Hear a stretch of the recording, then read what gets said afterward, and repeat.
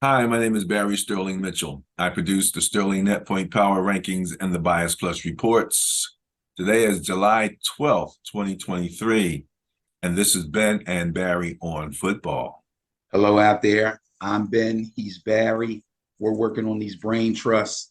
What division we doing tonight, bro?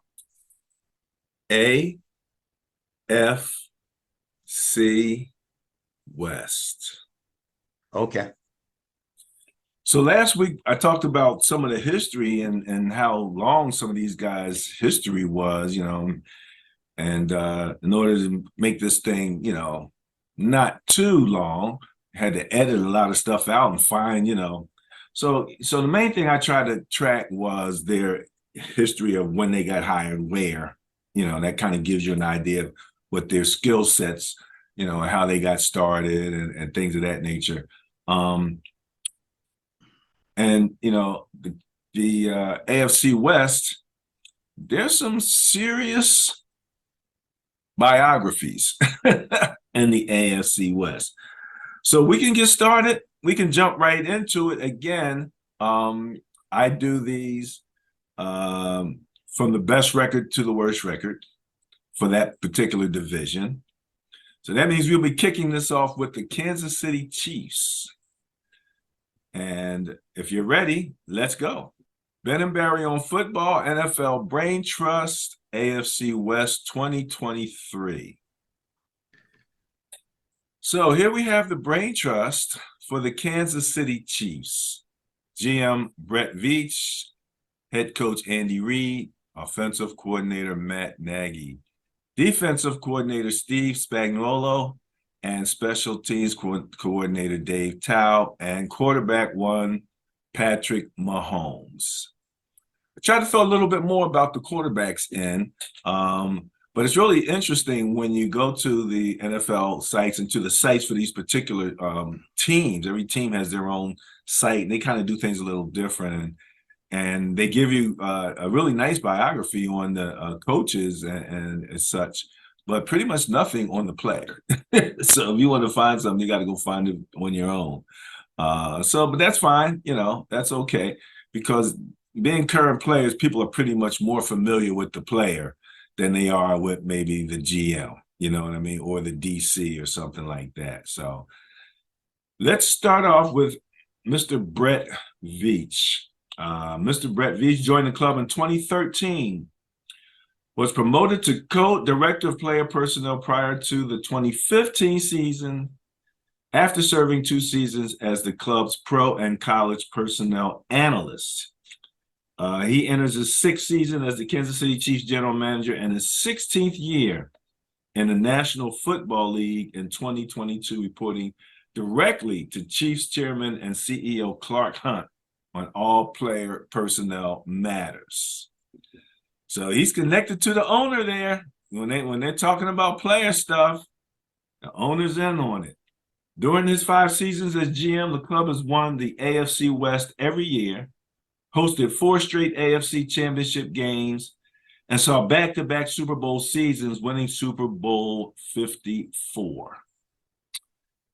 Since Veach was elevated to the GM position, he's proven his competitive approach in building the roster. He presented several new faces, adding top agents in safety Justin Reed, wide receiver Juju Smith-Schuster, running back Ronald Jones, wide receiver Marquez Valdez-Scantling. And prior to the draft, they traded wide receiver Tyreek Hill to the Miami Dolphins in exchange for 5 picks, including 3 in the 2022 NFL Draft, which gave the club 12 total picks, the most amount of picks Veach has had entering the draft. The 2022 Chiefs roster also returned several familiar faces, including 20 players from the club's Super Bowl team. He signed contributors such as Harrison Butker, Darrelle Revis, LaShawn McCoy, Terrell Suggs, and Le'Veon Bell in his time as a GM. He's out of Mount Carmel, Pennsylvania. The local guy, Joined the Chiefs after spending 6 years with the Eagles, serving as the Southeast Regional Scouts. He originally joined the Philadelphia Player Personnel Department as a pro and college scout. Before entering the scouting department, he was assistant to head coach Andy Reid for 3 seasons. So these guys are together here, you know. They got their thing together, and we'll see that again. I forget which team it is, but you'll see it again. Before joining the Eagles, Veach was the supervisor of intercollegiate athletic events at his alma mater, the University of Delaware. The Blue Hens, baby. He was a 4-year letterman, a wide receiver, catching 99 passes for 1,470 yards. That's a 14.8-yard average. He left Delaware as the school's all-time leader in kickoff return yardage. Veach was a baller. He got his his bachelor's degree in health and physical education and a master's in education from Delaware. He earned Atlantic 10 Conference All-Academic honors 3 times during his collegiate career. And he was a standout running back for Mount Carmel High School. So he switched from running back to receiver. He was named the State Player of the Year in '96 and was a 2-time All-State selection. He was also selected to participate in the Big 33 game between the top high school players from Pennsylvania and Ohio. So, Mr. Veach, man, I like that guy, Benny. What do you think, huh?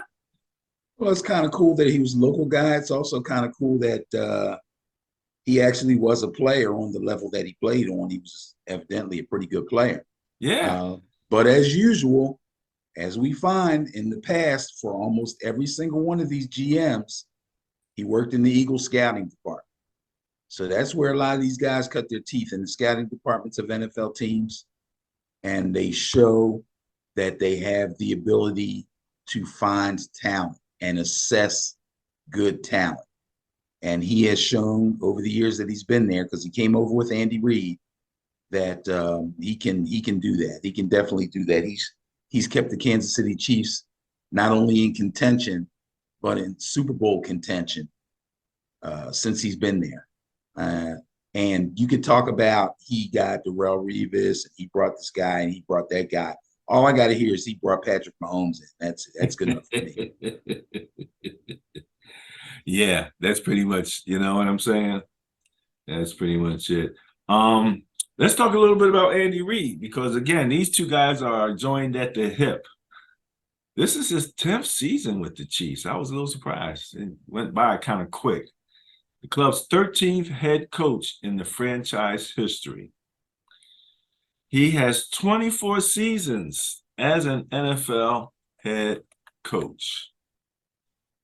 He has a 233 to 135 and 1 regular season record.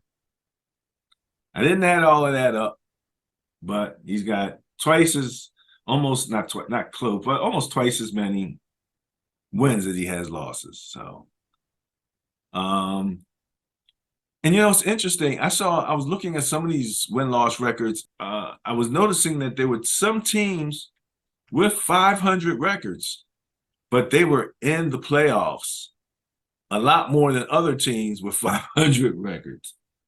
So it's an interesting kind of phenomenon that the numbers were just popping out like that.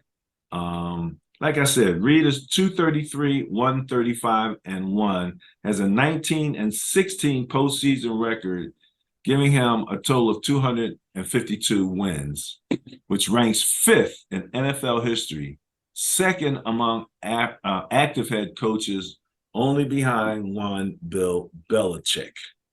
Okay. It's very impressive. He added Super Bowl champion to his resume after he led the 2019 squad to a 31-20 come-from-behind win in Super Bowl 54 against the Niners.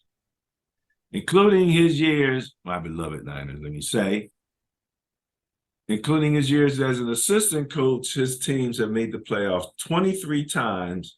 They have a 28-21 record, 28 wins, 21 loss record.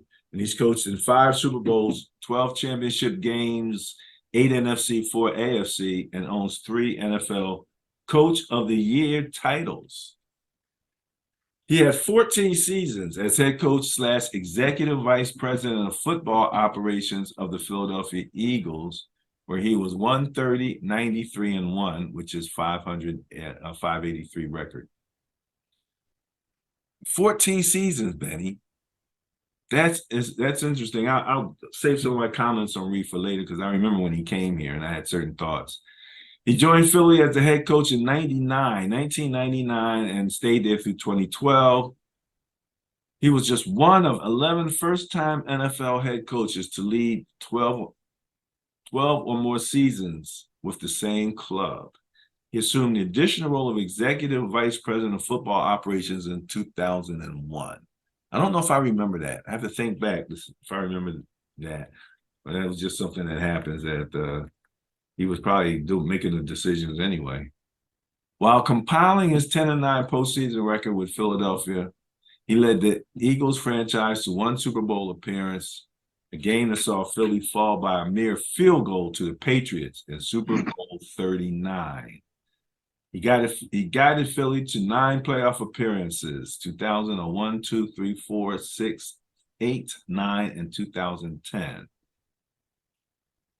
Only Indianapolis and New England had more postseason appearances than the Eagles did.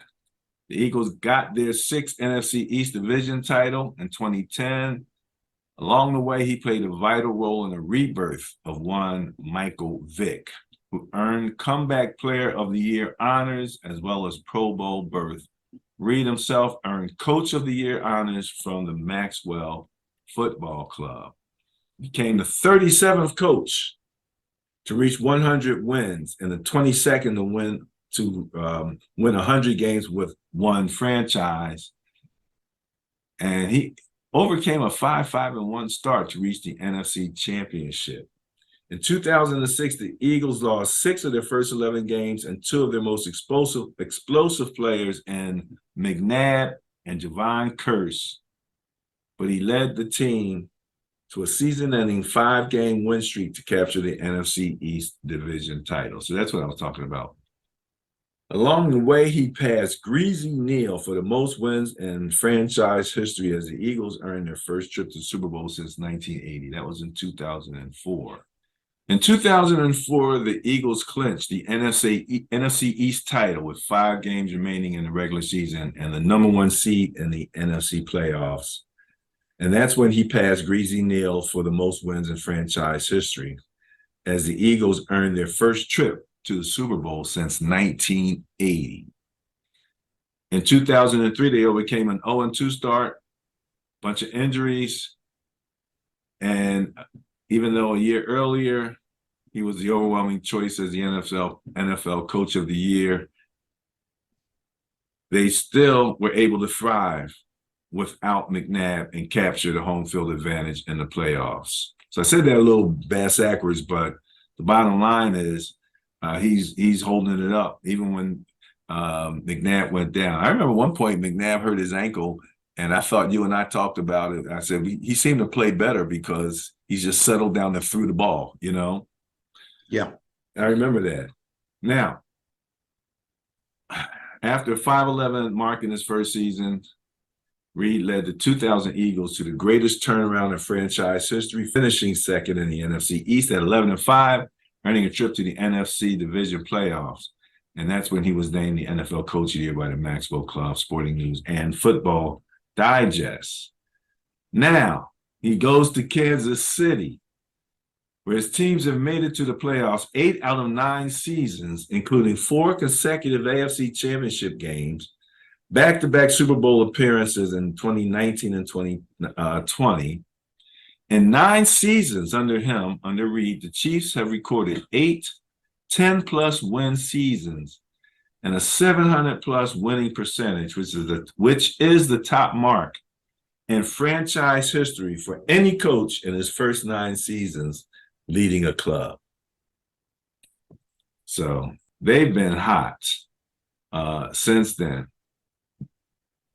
They've had so much success, Ben, that literally I'm looking here, and every year they have a long list of successful things that he's done, going from 2013, 2014, 2015. They rattled off 10 consecutive regular season wins to finish 11-5, go to the playoffs.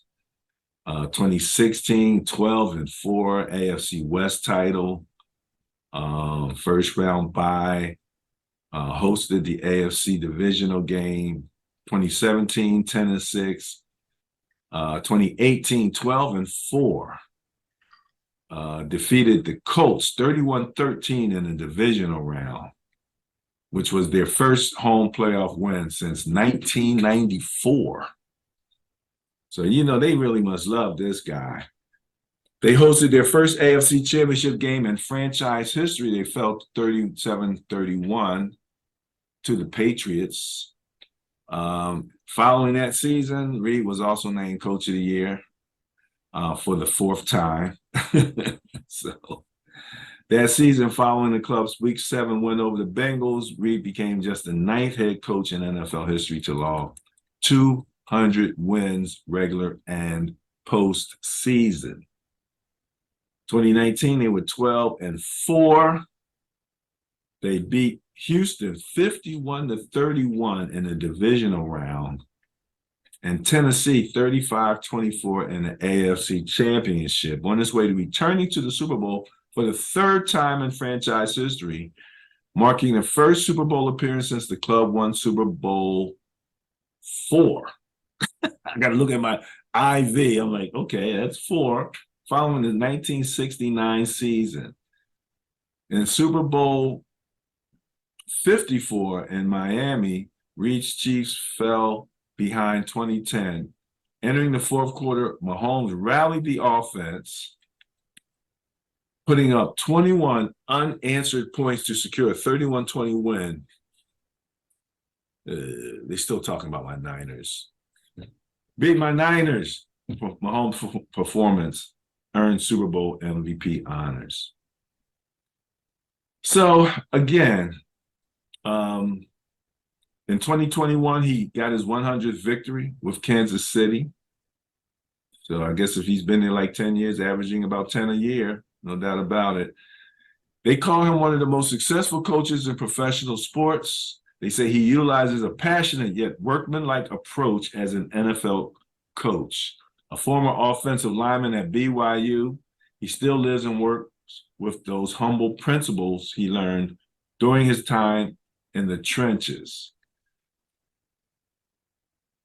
No one less than John Madden said when he got hired, Kansas City is going to get better. That's what John Madden had to say with Andy Reid. He said he has a plan and he's very thorough, very smart. He's a good coach, always has been. They say he has vision, dedication, and organizational skills. He continuously evaluated what's best for the game of football, serving on the NFL Competition Committee Coaches Subcommittee. The subcommittee is instrumental in providing feedback to the NFL Competition Committee for potential rule changes and ways to improve the game. Commissioner Roger Goodell said that I'm a huge fan of Coach Reid. He's a person I have tremendous respect for as a coach and family man, always been very helpful to me as commissioner, has tremendous insight into our game, and we're fortunate to have him. Now, again, long history. He spent 7 seasons as assistant coach with the Packers under Mike Holmgren, where he was a tight ends coach and an assistant offensive line coach and a quarterbacks coach. That's interesting. Combination of a line coach and a quarterback coach. You know what I mean? It's just, you don't think about them as the same, but he was a lineman. So in his span with the Packers, the team reached the playoffs 6 times, representing the NFC twice in back-to-back Super Bowls, defeating New England in Super Bowl 31 and falling to Denver in Super Bowl 32. During his 2-year stint as a quarterback coach, Reid worked with Pro Football Hall of Fame quarterback Brett Favre. While tutoring Favre, Reed and the Packers won their second straight NFC title, and Favre was the league MVP for the third consecutive season. Again, he was a tackle and guard at Brigham Young University. He entered the coaching ranks as a graduate assistant at BYU under head coach Lavelle Edwards in 1982. It was back then that he began his association with Holmgren, who served as the quarterbacks coach for the Cougars back then. He took a position as offensive coordinator and offensive line coach at San Francisco State. He spent 2 years working with the offensive line at the University of Texas, El Paso, and also at Northern Arizona. His final college stop was Columbia, Missouri, where he coached the offensive line at the University of Missouri. While at BYU, he earned both a bachelor's degree in physical education and a master's degree in professional leadership in physical education and athletics. While playing for the Cougars, he was also a columnist for the Provo Daily Herald. Sheesh.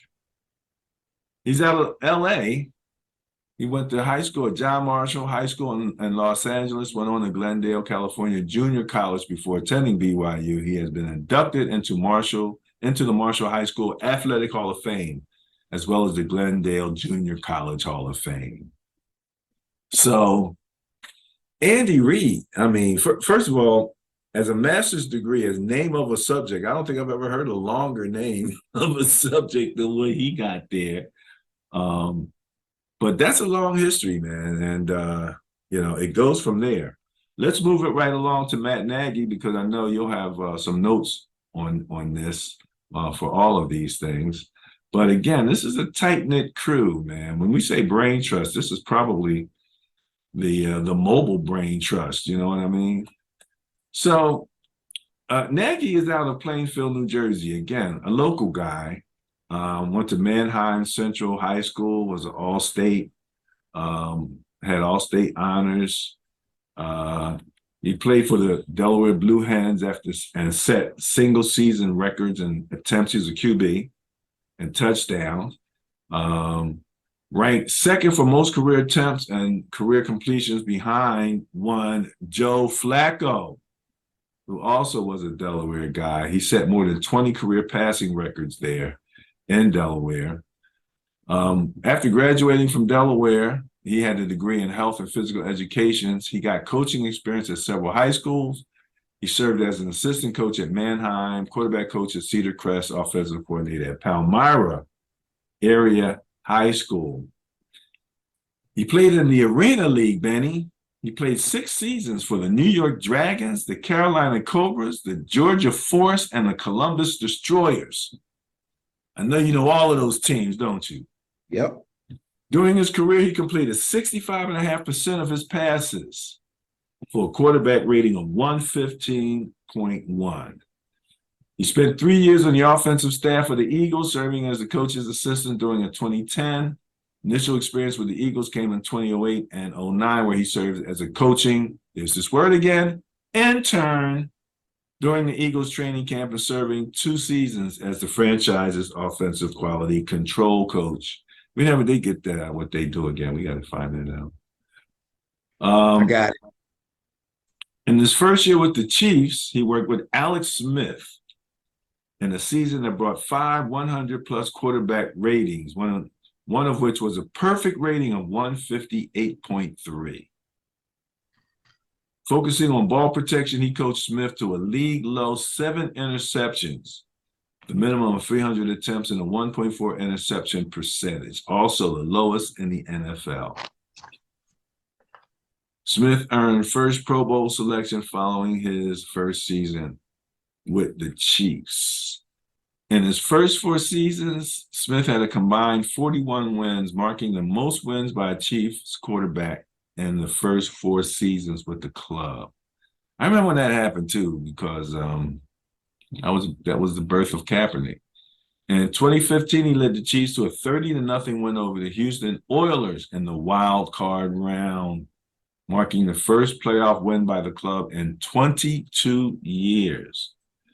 You wonder why the Kansas City Chiefs fans are so rabid, man. They had a long dry spell, didn't they?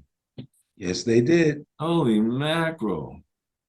In 2016, he led the Chiefs to a 12-4 regular season record, the club's first AFC West title since 2010, and the number 2 overall seed in the AFC, and got them a first-round bye. Now, in the 2017 season, the Chiefs ranked first in the division for the second straight season. Alex Smith had 341 completions for 4,042 yards and 26 touchdowns. Rookie quarterback Patrick Mahomes saw his first NFL action in the Week 17 game as the starters were resting for the playoffs. He recorded 22 passes for 284 yards in the game.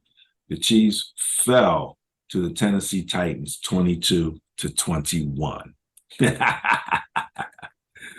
young boy came out and got a taste, man. 2018, he was the Associated Press and PFWA Coach of the Year. He was the coach for the Bears. 2 playoff appearances and 4 seasons as the head coach of the Chicago Bears.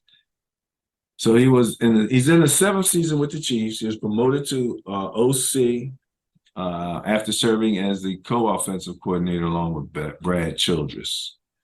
So before that, he was a quarterback coach. So that's offensive coordinator Matt Nagy. Defensive coordinator, Mr. One, Steve Spagnuolo. Now, Steve, again, these guys are thick as thieves, man. So Steve is out of Whitensville, Massachusetts, okay? He is a member of the school's Athletic Hall of Fame. He spent 8 seasons with the Eagles. Back again, working with Andy Reid, he also coached under the late Jim Johnson. He was a defensive assistant, quality control coach, defensive back coach, and linebacker coach. While there, he was part of 4 consecutive NFC East titles, reaching 4 straight conference title games, and earned a Super Bowl appearance in 2004. He came into the Chiefs under Andy Reid, and going back to 2015 and 2017, Spagnuolo was the defensive coordinator for the New York Giants. He was named the Giants' interim head coach for the final 4 weeks of the 2017 season. In 2016, the Giants fielded the NFL's most improved defense, one that was a catalyst behind the team's 11-5 record and the first postseason berth in 5 years. His defenses achieved top 10 rankings in 12 statistical categories, including a top 5 ranking in 8 critical statistical categories during the 2016 season. Touchdowns allowed, first. Red zone efficiency, first. Points allowed per game, second. Opposing quarterback rating, second. Yards allowed per rush, second. Third down efficiency, third. Completion percentage, third. And first downs allowed per game, fifth. Just 3 years coordinating New York's defense marked his second stint in that role as he served as the Giants' defensive coordinator from 2007 to 2008. His defense helped lead the Giants to a 17-10 victory over the previously undefeated New England Patriots in Super Bowl 42. Following the 2007 season, holding Tom Brady and the NFL's top offense to 274 yards, including just 45 yards rushing and 229 net passing yards, and did not allow a completion over 19 yards. Got to do your heart good, Benny. He went on to be hired as a head coach for the Rams, and he spent 3 seasons there, led the Rams to a 6-game turnaround between 2009 and 2010. He also had a stint as a defensive coordinator for the Saints, led a unit that finished with 15 interceptions. Following the Saints, he spent 2 seasons on the staff with the Ravens as a senior defensive assistant and assistant head coach, secondary coach. So his time with the Chiefs, obviously, he's been with Coach Reed, and you've heard all of the, winning that was done, with the Chiefs, and he was there for a lot of that. And let's see here. In 2021, they say his defense saw some new faces as well as some returning contributors as it can establish itself en route to the club's 6th consecutive AFC West title and return to the AFC Championship game. After a slow start in the season, the Chiefs defense went on a 10-game stretch, allowing only 14.3 points per game, which led the NFL. In addition, the defense held 5 opponents to 10 points or fewer. For the third year in a row, his defense ranked in the top 10 takeaways. And in 2020, his defense held opponents to 22.9 points per game and allowed 20 points or fewer in 9 contests. So I remember when the Chiefs kind of started to get their defense together, and I'm not sure if it was the Chiefs. We saw a team right after the bye that really seemed to turn their whole season around. I don't remember if it was the Chiefs, but they did that here with their defense. So Spagnuolo has had some serious success, as a defensive coordinator. Let's see here. I said that he was out of Whitfield, Massachusetts. He has a bachelor's degree in physical education from Springfield College, where he was a 2-year starter at wide receiver. He has a master's degree in sports management from the University of Massachusetts. Him and his wife, Maria, established the Spagnuolo Foundation to give hope to youth who otherwise may not have the opportunity to pursue and achieve their dreams. So that's Mr. Spag. I mean, he's been around long enough now. He's got foundations and things going on. Let's talk about Special Teams Coordinator Dave Toub. He's in his 10th season with the Kansas City Chiefs. He added assistant head coach to his title in 2018 and served 5 seasons as the club's special teams coordinator. In 10 seasons under him, the Chiefs special teams have led the league in several categories. Since 2013, the club ranks first in kickoff return average at 25.3 yards, second in punt return average at 10, first in return touchdowns 14, and tied for second in return touchdowns allowed. The Chiefs took over the top mark for single season kick return average in NFL history in 2013, averaging 29.9 yards. He's helped a number of people become very successful. Kicker Harrison Butker is listed on that list. Punter Tommy Townsend won the AFC Special Teams Player of the Year. And in 2020, his special teams was ranked in the top 10 in field goal percentage and average starting field position. In 2018, the Chiefs special teams ranked in the top 10 in punt return coverage, and kickoff return coverage. The special teams were highlighted in the Chiefs' 30-0 win over the Houston Texans in the 2015 AFC wildcard game. Running back Niall Davis returned the opening kickoff 106 yards for a touchdown. Kicker Cairo Santos converted 2 49-yard field goals and a 33-yard field goal, and setting the postseason franchise record as 49 yards is the longest converted field goal in a playoff game, a record previously held by Chiefs Hall of Fame kicker Jan Stenerud. Is that taking you back there, Benny? Jan Stenerud. I remember Jan Stenerud. I remember Cairo Santos too. Oh my goodness. Had him in fantasy. Yeah, okay. They score points. Before Kansas City, he worked with the special teams in Chicago. let me see, for 8 straight seasons, including, let me see, he had a #1 overall finish. His teams, he was named Special Teams Coach of the Year in 2006. With Chicago? Yeah. Did he have Devin Hester? Good question. They don't list Hester's name here. But if you're talking about, let's see, 2004 to 11, you might be in that time period. Wait a minute. Yes, listen. He guided 5 different Bears to 8 Pro Bowl berths, including Devin Hester's 3 selections. Johnny Knox, Brandon Ayambadejo. Say it for me. Ayambadejo. I remember saying that before. Robbie Gould and Corey Graham. Robbie Gould, that's your guy. You know, it's funny because, again, when you hear about the talent, you listen, especially when you're talking about GMs and maybe special teams coaches, some of these coaches, you think, okay, we're saying you're a great coach, you have the winning record, but you had Drew Brees, or something like that.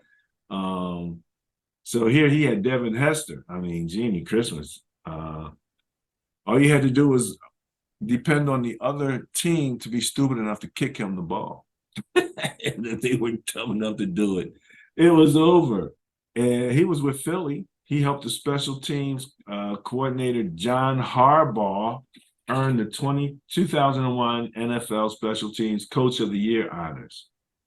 He spent 15 seasons coaching at the collegiate level, mostly in Missouri. He was selected in the 9th round of the 1985 NFL draft by the Philadelphia Eagles as a center.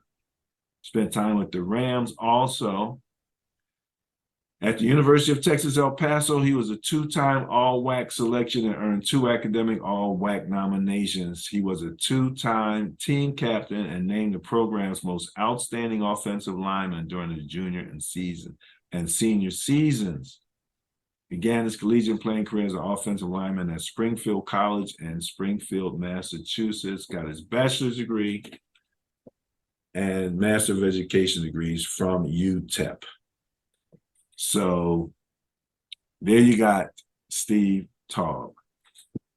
Finally, with the Kansas City Chiefs, and man, it seems like, again, such long histories these guys had. You have quarterback Patrick Mahomes. Patrick Levon Mahomes was born September 7th, 1995. He's the son of Major League Baseball pitcher Pat Mahomes. Have you ever seen him play? Yeah, I think he was a second baseman. Wow. I forget who he played for. Pat Mahomes was rated by Rivals.com as a 3-star football recruit and was ranked as the 12th best dual-threat quarterback in his class, which I thought was interesting. That's high school. Not high. Right? Yeah, that's not high. That's not high? No. The 12th best dual-threat quarterback in his class? 12th best dual threat? That's a high school. I mean, there's a lot of high schools out there. Oh, it doesn't stink, but guys that go to, he went to Texas Tech. The guys that go to Alabama, LSU, Michigan, USC, they were all higher than 12.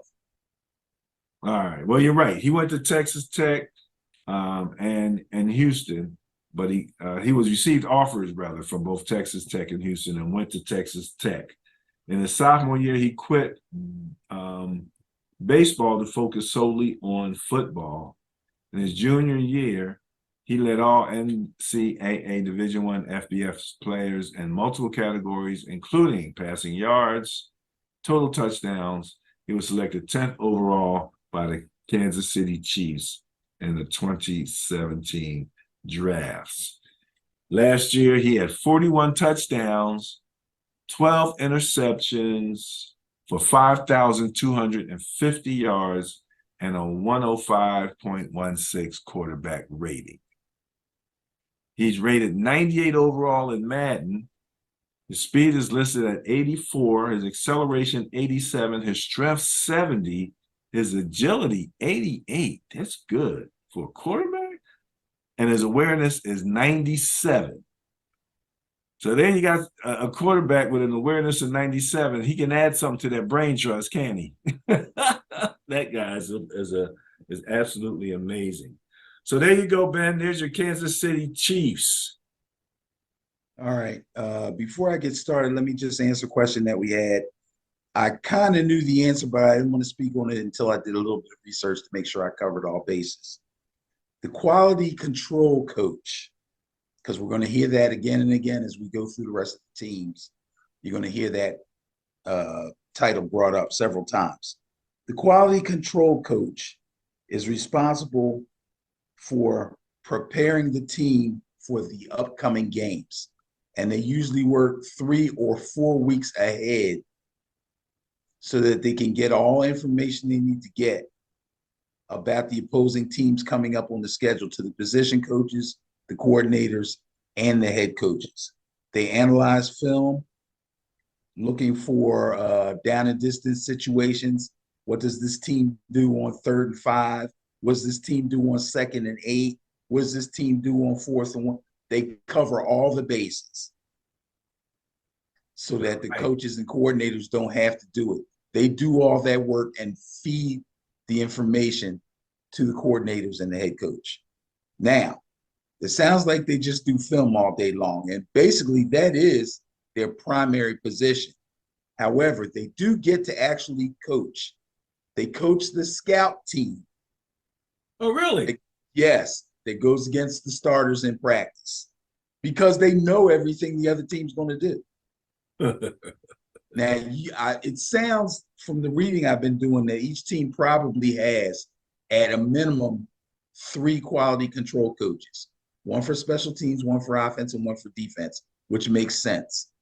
Okay? So you got to give some information to the position coaches so they can fine-tune whatever position they coach, like one coach for the DBs, you got a coach for the linebackers, you got a coach for defensive linemen, you got a coach for the offensive line. Each one of those groups needs to be fine-tuned about special things they need to know about the guys that they're about to go up against. And then they give all that rest of that information to the coordinators mostly. You know, assuming on most teams, the coordinators are the ones that call the plays and make decisions about who goes in the game, who doesn't, what package goes into the game, what package doesn't. Do we go 2 tight ends? Do we not? Do we have to defend 2 tight ends? Do we keep a linebacker in? Do we go jumbo on the goal line and bring in extra D linemen and pull linebackers out? You know what I mean? When do we go nickel? When do we go dime defense? All that stuff. That's what the quality control coach does. It's a lot. It's a ton. And guess what? It's an entry-level position. They work their butts off, but it's the stepping stone to position coach and coordinator. So it's extremely important. So you're going to hear when we talk about, when you go over your information about these coaches, you're going to hear that position come up a lot because that's where these guys start. Like quality the GM control, right? Like the GM start with scouting, coaches usually start with quality control. All right. Not always, but usually. Okay. So now let's talk about the Chiefs. So we talked about Mr. Veach, right? Okay. So Andy Reid, what can I say about Andy Reid? Andy Reid had an illustrious coaching career. You heard that you told everybody that he was coach of the year like 4 times.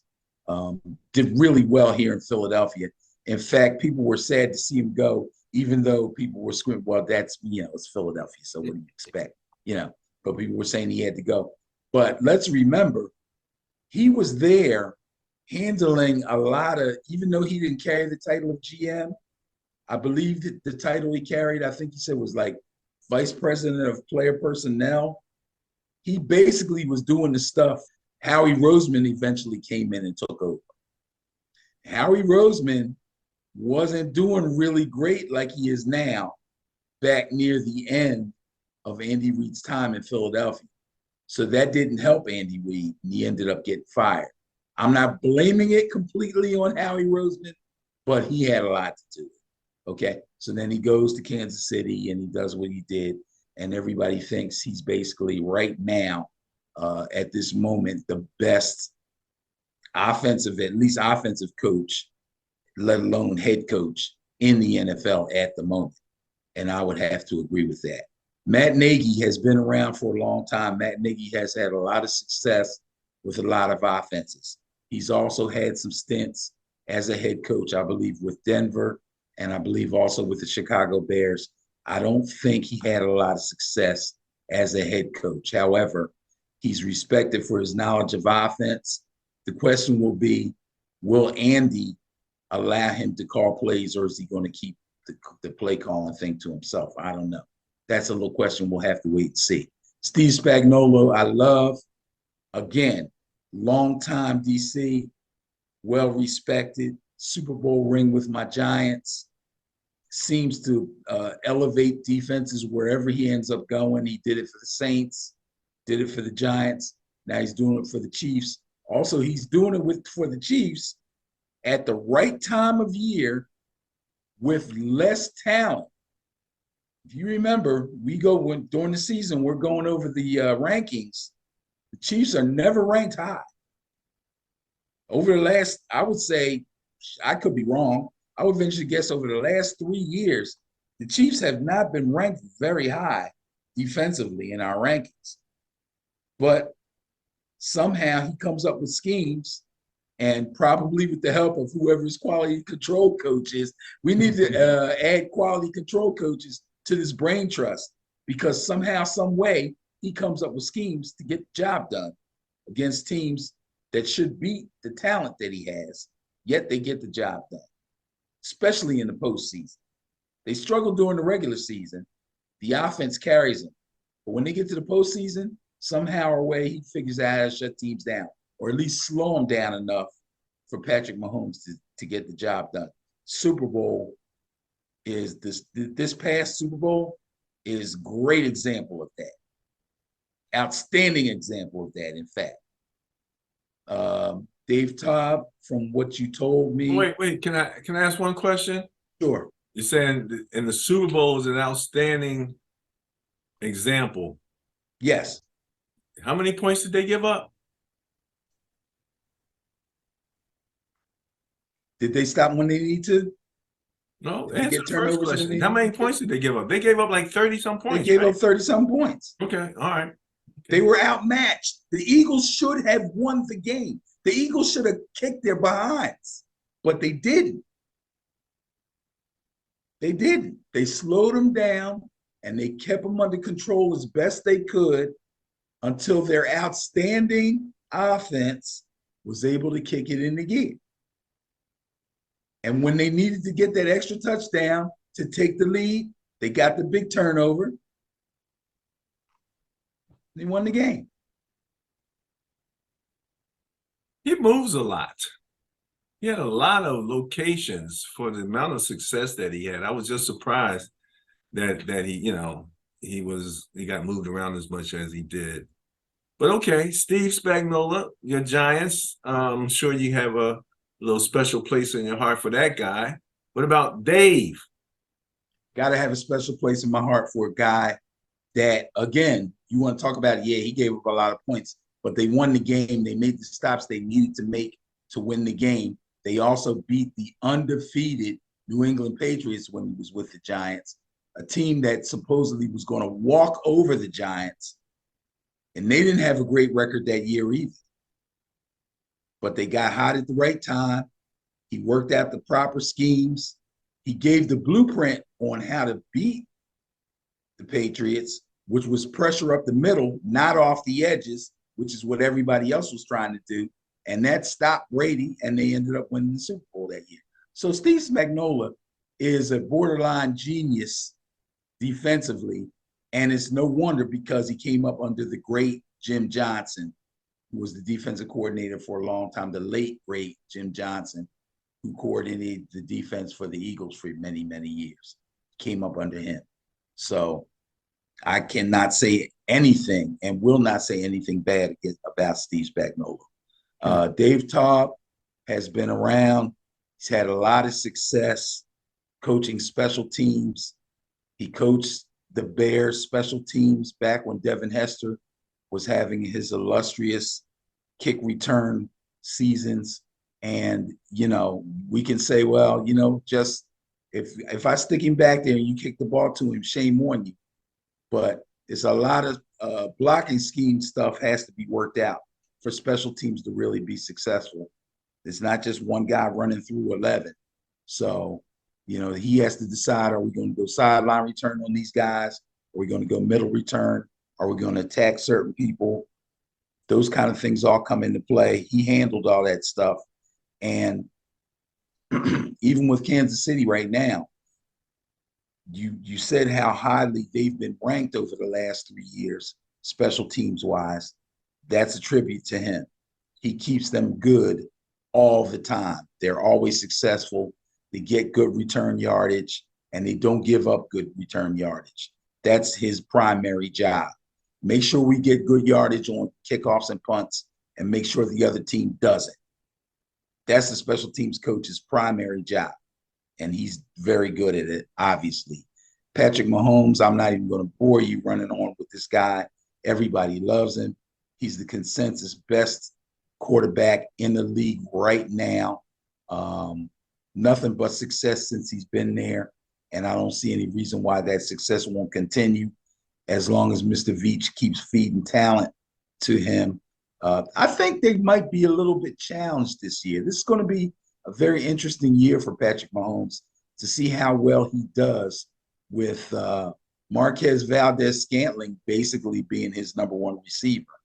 This guy goes from like his third best receiver to his top receiver, unless one of the young guys, Sky, what's his name? Sky Thompson, Sky Moore? More, I believe. Or Kadarius Toney, unless one of those guys steps up. You know what I mean? MVS is the guy. So we'll see how they do. Yeah, that's it for Kansas City for me. Tonight is the I think it's Netflix. Is it Netflix? Has a special called Quarterbacks, and Mahomes is one of the quarterbacks featured in this I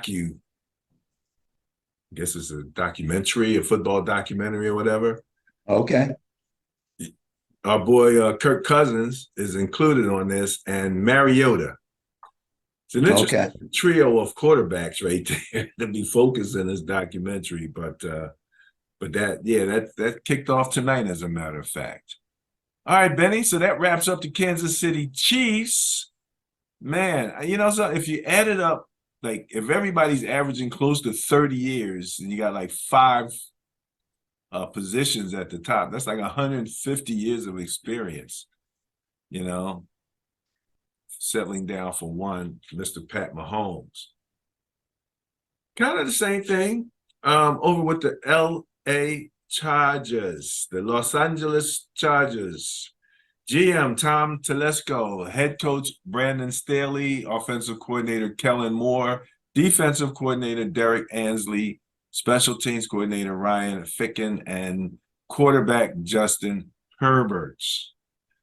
Kicking it off with their GM, Mr. Telesco. He's in his 10th season as GM for the Chargers here. Is credited with having a keen eye for acquiring talent. He was hired at the age of 40 and became the youngest GM in team history. He helped the Chargers return to the playoffs in 2013 with a roster that featured 25 players who joined the team prior to or during the season.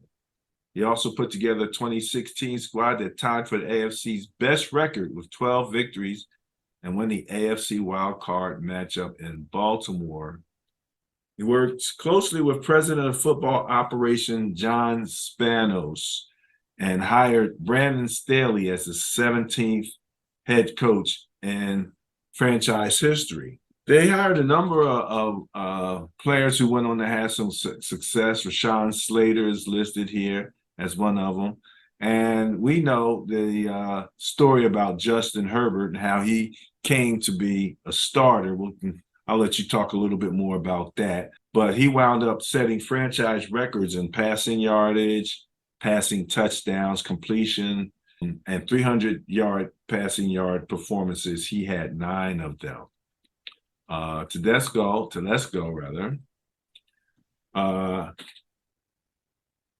let's see. He made a pair of first-round choices, selecting 2 professional football Writers of America All-Rookie Team honorees and Herbert and linebacker Kenneth Murray Jr.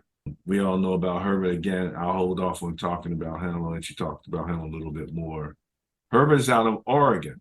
He helped the Chargers close out the season with 4 straight wins when he came in to help them in that one game where the starting quarterback was injured by his own medical staff. His first draft in 2013 featured Keenan Allen, who wound up being a Rookie of the Year.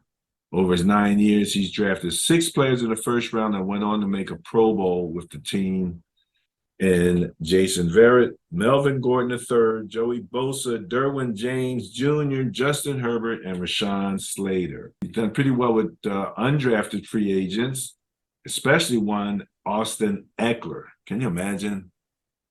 Austin Eckler, undrafted free agent. That's absolutely amazing. Pro Bowl special teamer Adrian Phillips and deep threat Tyrell Williams. 23 undrafted rookies have been on the team's roster since he's been there. He's brought in some top free agent talent. Casey Hayward, for example, Russell Okung, center Mike Pouncey, most recently center Corey Linsley. He also acquired 2016 NFL Defensive Player of the Year and 6-time Pro Bowl outside linebacker Khalil Mack. He's out of Buffalo, New York. He prepped at St. Francis High School in Athol Springs, New York. Telesco was recognized for his accomplishments on the floor of the New York State Senate by Senator Timothy Kennedy. Graduated from St. Francis, played wide receiver at John Carroll University in Ohio. He was a starter on the Blue Streaks 1994 Ohio Athletic Conference Championship team. 2 of his teammates at John Carroll were Chris and Brian Polian. Okay, sons of Bill Polian, a 2015 inductee into the Pro Football Hall of Fame. Nothing like being connected. He spent 4 summers as a training camp intern, there's that word again, with the Buffalo Bills. At that time, the elder Polian was the Bills' general manager. Polian left Buffalo for Carolina, and after Telesco graduated from John Carroll with a degree in business, Polian hired him in the Panthers' scouting department. They both went on to Indianapolis, where Telesco would spend the next 15 NFL seasons. He worked in Indianapolis during Peyton Manning's entire career with the Colts and later was part of the team that brought Andrew Luck to the Colts with the first pick of the 2012 NFL drafts. Was also involved in Colts drafts that featured 4-time Pro Bowl running back Edgerrin James, 5-time Pro Bowl wide receiver Reggie Wayne, Dwight Freeney, 7-time Pro Bowler, and Bob Sanders, 2007 NFL Player of the Year.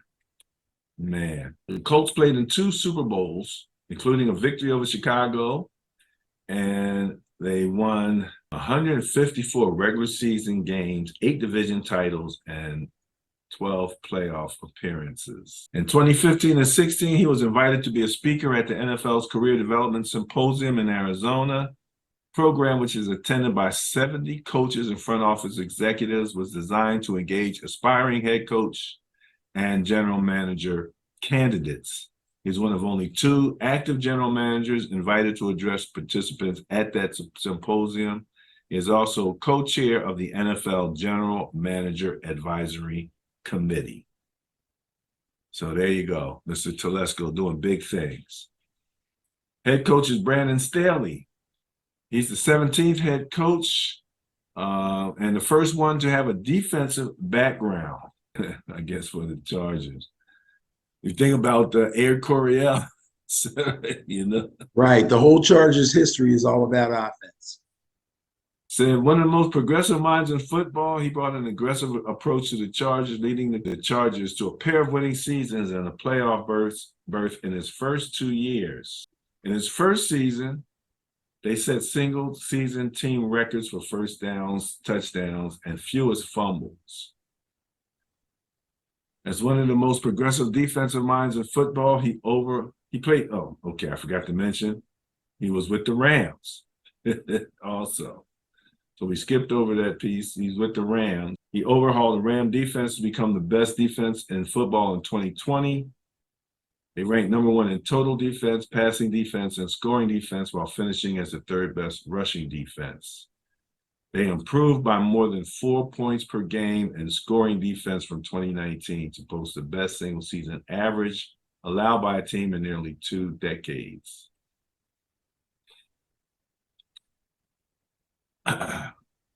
He serves as the outside linebackers coach in Chicago and Denver. He served on Vic Fangio's staff in Denver after following the former defensive coordinator from Chicago. In 2019, the Broncos defense led the NFL in red zone scoring, allowing a touchdown on just 39.1% of red zone drives, the second lowest by any NFL team defense in the last 5 years. In his 2 years with Chicago, the Bears led the NFL in takeaways. Still, he was part of a staff that coached the top-ranked scoring defense. They were only giving up 17.7 points per game at that point. Before the NFL, he spent 3 seasons at John Carroll as a defensive coordinator, and the 2014 season as defensive coordinator at James Madison. In his final year as a collegiate coach, he earned National Coordinator of the Year honors for Division III by leading the John Carroll unit to rank 3rd in the nation in total defense and 4th in scoring defense. He was a graduate assistant at Tennessee. Before that, he held his first coordinator job as an associate head coach defensive coordinator at Hutchinson, Kansas Community College. Over those 2 seasons, he helped develop Cordero Patterson, Marcus Golden, and Devondre Campbell into NFL picks. He began his coaching career as a graduate assistant at Northern Illinois before coaching the defensive line at the University of St. Thomas. He played quarterback at the University of Dayton, team captain, a 2-year starter, and helped them post a 16-5 record as a starter. He ended his playing career at Mary Merce College, playing there in 2005 with his twin brother, Jason. He is out of Perry, Ohio. Now, I didn't get a chance to ask you this question before. I want to actually ask you to hold the answer until the end. But it's the same type of situation where the offensive coordinator has been replaced. And to talk about the difference between what the Chiefs are going to have to be dealing with without the enemy versus the new offensive coordinator. Like you said, a lot of that goes through Andy anyway, so I don't know how much of an impact it'll have. But Brandon Staley is supposedly a defensive-minded guy, and now he has Kellen Moore as his new coordinator, offensive coordinator. Now, Kellen Moore played a quarterback for 6 seasons in the NFL for both the Cowboys and the Lions. He played college ball at Boise State, where he set the FBS record for quarterback wins. He was signed by Detroit as an undrafted free agent in 2012. He was a member of the Lions and Cowboys for 3 seasons each.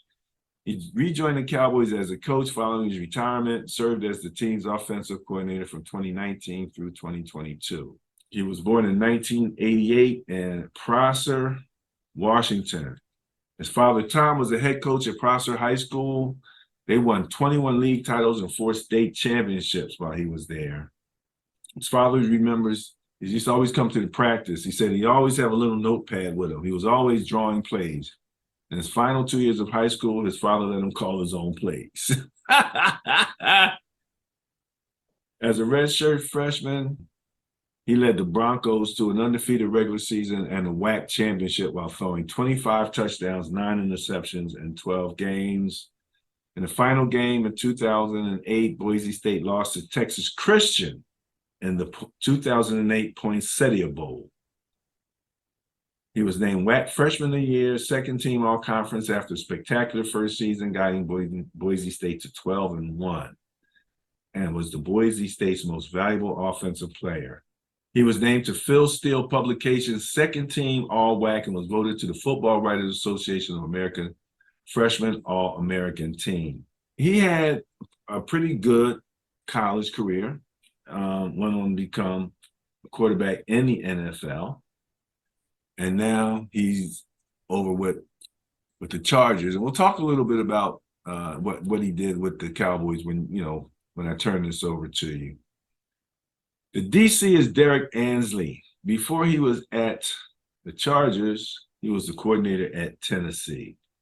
He played safety at Troy State from 2001 to 2004 before starting his coaching career in 2005. He was a high school football player at Tallahassee High School, where he's all-state and all-state recipients. Played college football at Troy, which is a Division III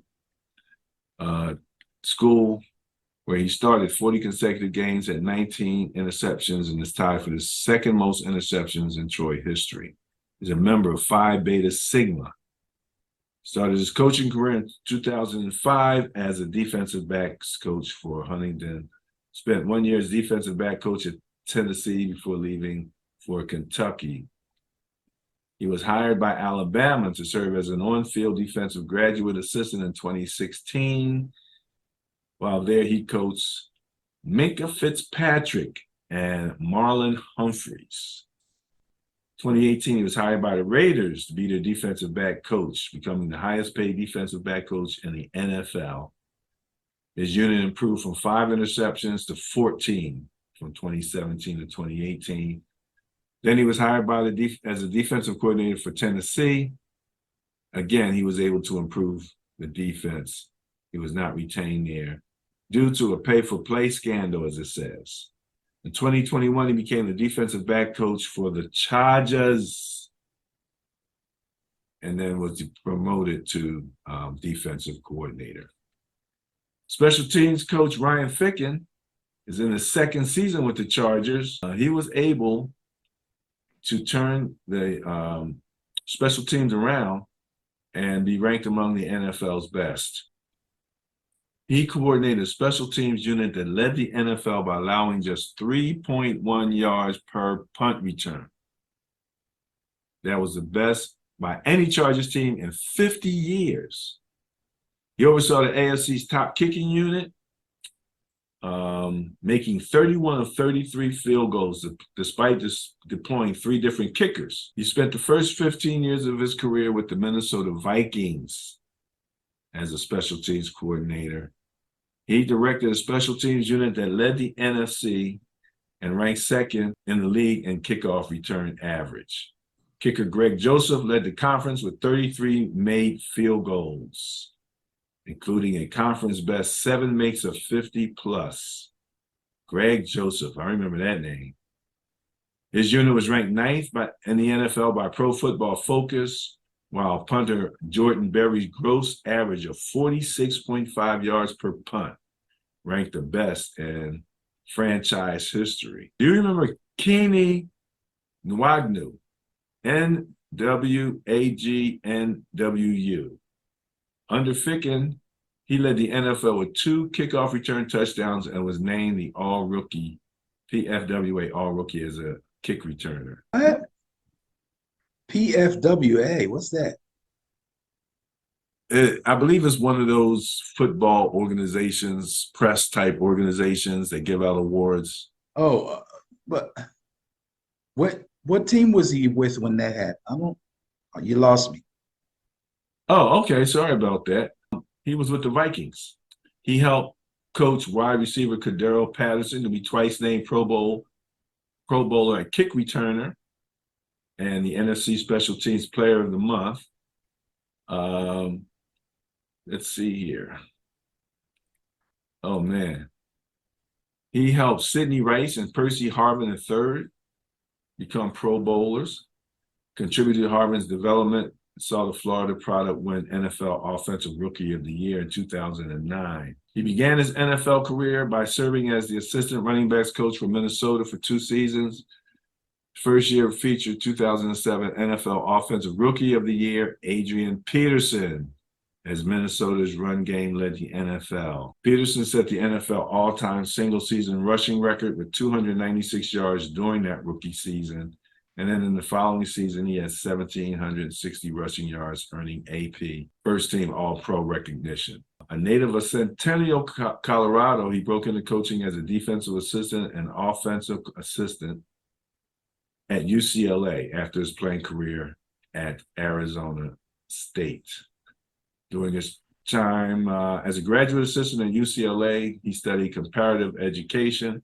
He played wide receiver for 2 seasons for the Sun Devils and earned his bachelor's degree in business administration. As a player, he received the Team Scholar Athlete Award and was a member of Gamma Beta Phi, the National Scholastic Honor Society. Smart guy.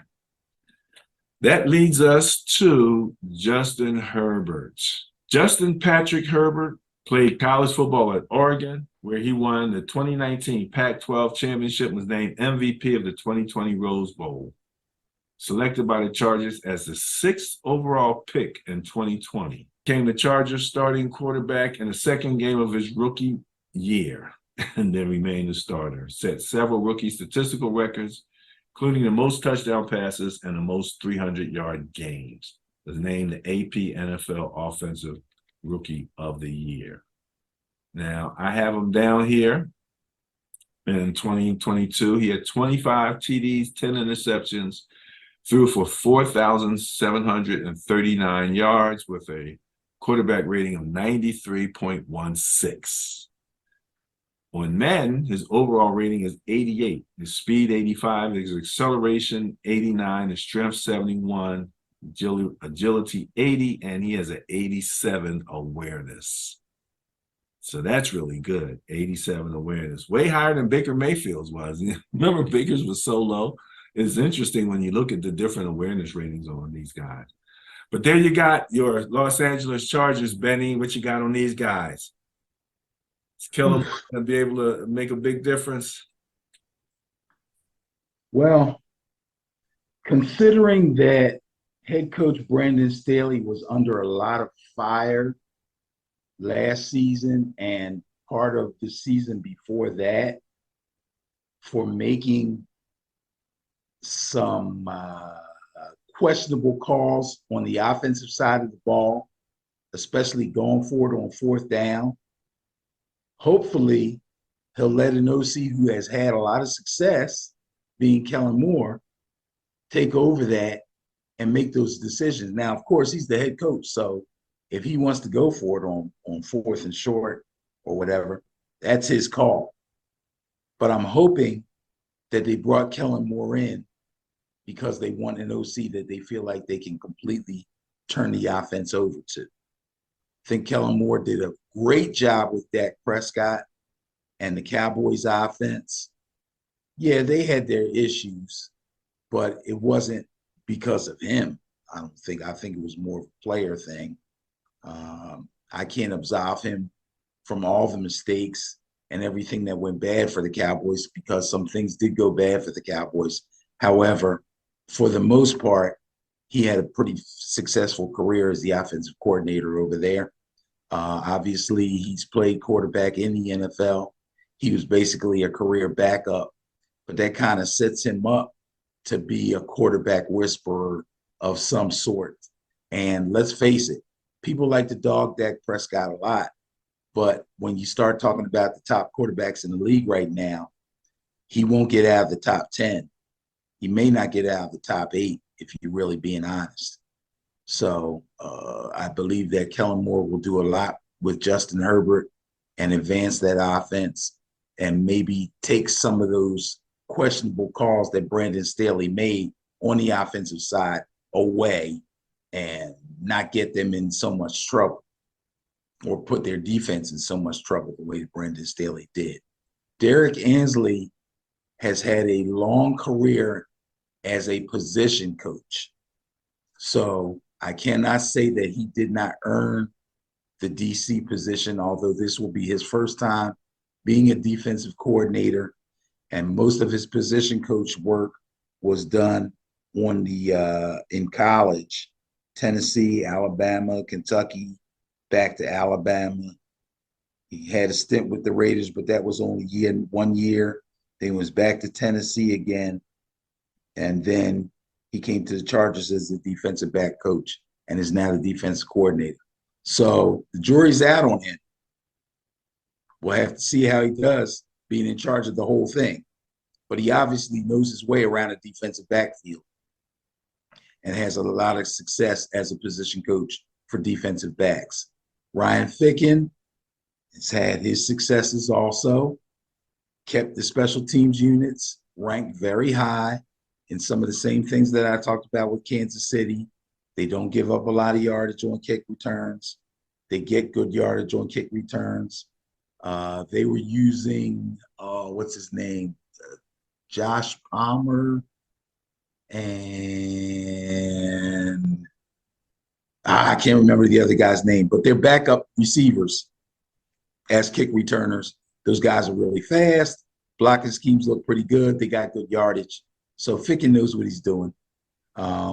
Justin Herbert is definitely a top 10 quarterback. Probably, if you really, really are honest about it, he could maybe crack the top 5 if you really think about it. Justin Herbert, obviously, when we talked last year about which division we thought was the best division in football, I said the AFC West, partly because Mahomes and him, or mostly because of Mahomes and him, with Derek Carr and Russell Wilson bringing up the rear. Justin Herbert proved himself. Obviously, Russ had a terrible year, and Derek Carr is now in the NFC South. So we'll see what happens there. But anyway, Justin Herbert's a great quarterback. If you cracked 4,000 yards passing, that puts you in the upper echelon of quarterbacks in the NFL. The good ones are in 3,000 range. The great ones crack 4,000. That makes him a great one. All they got to do is keep that offense tight around him. I believe Eckler's going to have a great year, and Keenan Allen is healthy. Mike Williams should come in healthy. Their offense is going to be really tough to stop. When he was with the Cowboys, there was always the question of the balance between the run game and the pass game. Austin Eckler is not real happy right now. He wants to be paid a little bit more. But he's proven to be a really good running back, especially out of the backfield, catching passes and the whole bit. And again, Justin Herbert, we talked about how good he is. Do you think this is going to be more of a pass-first offense or a run-first offense? I think it's going to be more of a pass-first offense simply because Austin Eckler's strength is catching the ball out of the backfield. Yes, he can run the ball from scrimmage. Yes, he can get outside. Yes, he can get between the tackles. But his strength is catching the ball in space and making moves. He's a strong little guy too, man. He's not big, but they say pound for pound, he's one of the strongest guys out there. All right, here's your Los Angeles Chargers. Next up, the Las Vegas Raiders. I looked it up, Benny. LAS versus Los, LOS. Which do you think is the masculine and which do you think is the feminine of those two, Las and Los? I believe Los is masculine and Las is feminine. Very good. Very good. I thought it was the other way around. I really did. Mm-hmm. That's why I had to look it up. But we have the Raiders. Think about Latino and Latina. Okay. All right. There you go. That's one way to look at it. I had 0 Spanish coming up. So, the closest I can get to it is some Latin that I did have. Anywho, brain trust for the Las Vegas Raiders. GM Dave Ziegler, head coach Josh McDaniels, offensive coordinator Mick Lombardi, defensive coordinator Patrick Graham, special teams Tom McMahon, and quarterback 1 Jimmy Garoppolo. I think my daughter, Tara, has a little thing for Jimmy Garoppolo. She always seems to get a little gleam in her eye when his picture shows up. I don't know. But He's now a Raider. He's no longer a Niner. Let's start off with Dave Ziegler. Dave is the general manager now for the Raiders. He's just the fourth general manager in team history. He joined them after 9 seasons with the Patriots scouting department and served as director of player personnel. In his first season in Vegas, Ziegler and head coach Josh McDaniels worked to lay a successful foundation for the organization, both on and off the field. It says here the growth of the roster was highlighted by strategic additions through signings, free agents, and trade, and a commitment to building an evolving group that will strive for excellence and consistently compete for championships. Sounds good, don't it? I'm telling you. Under his direction, the Raiders were able to extend the contract of Derek Carr and defensive end Max Crosby, securing foundational players for the future. They then made a splash in free agents, signing coveted free agent defensive end Chandler Jones and all-pro wide receiver Devontae Adams from the Packers. So that's what he did last year. Prior to joining the Raiders, he had 9 seasons with the Patriots. So again, remember I was saying this, just the coach moves, the GM moves, they all kind of move together. Guys like to work with guys they've worked with before. That's what it seems like. For 4 seasons, he was director of pro personnel and served 3 years as assistant director of pro scouting. He joined the Patriots after 3 years with the Broncos, where he kind of did the same thing. He was a special teams coordinator at Chaparral High School, where he also coached running backs and tight ends. He did also coach the wide receivers and special teams at Iona College and at John Carroll University in Ohio. He was a 3-time all-conference honoree at wide receiver punt returner at John Carroll. He holds several Blue Streak records, including career return yards, return average, and touchdowns. He was inducted into the John Carroll Hall of Fame in 2010.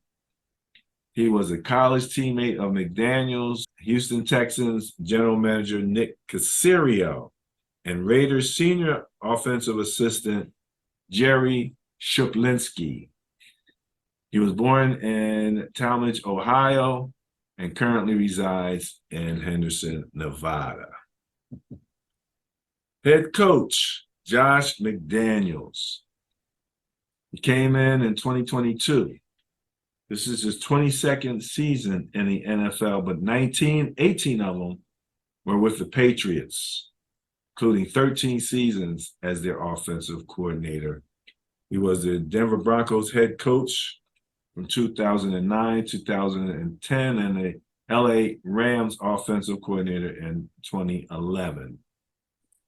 In his time, 13 seasons as the Patriots offensive coordinator, he guided the offense to top 10 finishes 8 times, including the NFL's #1 ranked offense of 2007, 12, and 17. He coached the team to 12 seasons with 10 or more wins, while the offense has scored 400-plus points in 11 seasons. He was part of 6 Super Bowl championships, 14 division titles, and 8 conference championships with the Patriots. He's considered one of the top quarterback coaches, having tutored Tom Brady. So, again, we have that question. Is it the player or is it the coach? He played a key role in the development of rookie quarterback Mac Jones. As a rookie, Mac Jones led all rookie quarterbacks with 3,801 passing yards and 22 touchdowns. His 10 wins are the most in a season by a Patriot rookie quarterback, and his completion percentage of 67.6 was second best for a rookie quarterback in the season in league history. So he helped the Patriots through a lot of their Super Bowl winnings. Again, they had Tom Brady, seemed to make a difference, especially when you start to talk about former head coach and how he's doing without Brady. When he was with the Rams as the offensive coordinator, he helped Steven Jackson reach the 1,000-yard mark. And he served as head coach for the Broncos, again, being the 5th youngest head coach in NFL history at the time. Guided the club to a 6-0 start. The Broncos, 5 of those Broncos made the Pro Bowl under him. He didn't last long with the Broncos. I'll let you talk about that. He started his NFL career with New England as a personal assistant, coaching assistant back in 2001, coaching assistant in 2002, and then named the Patriots quarterback coach in 2004, later promoted to the offensive coordinator. He began his coaching career as a graduate assistant at Michigan State University. He worked under head coach Nick Saban, Benny, helped the Spartans to a 10-2 record and a Citrus Bowl win. He's out of Canton, Ohio.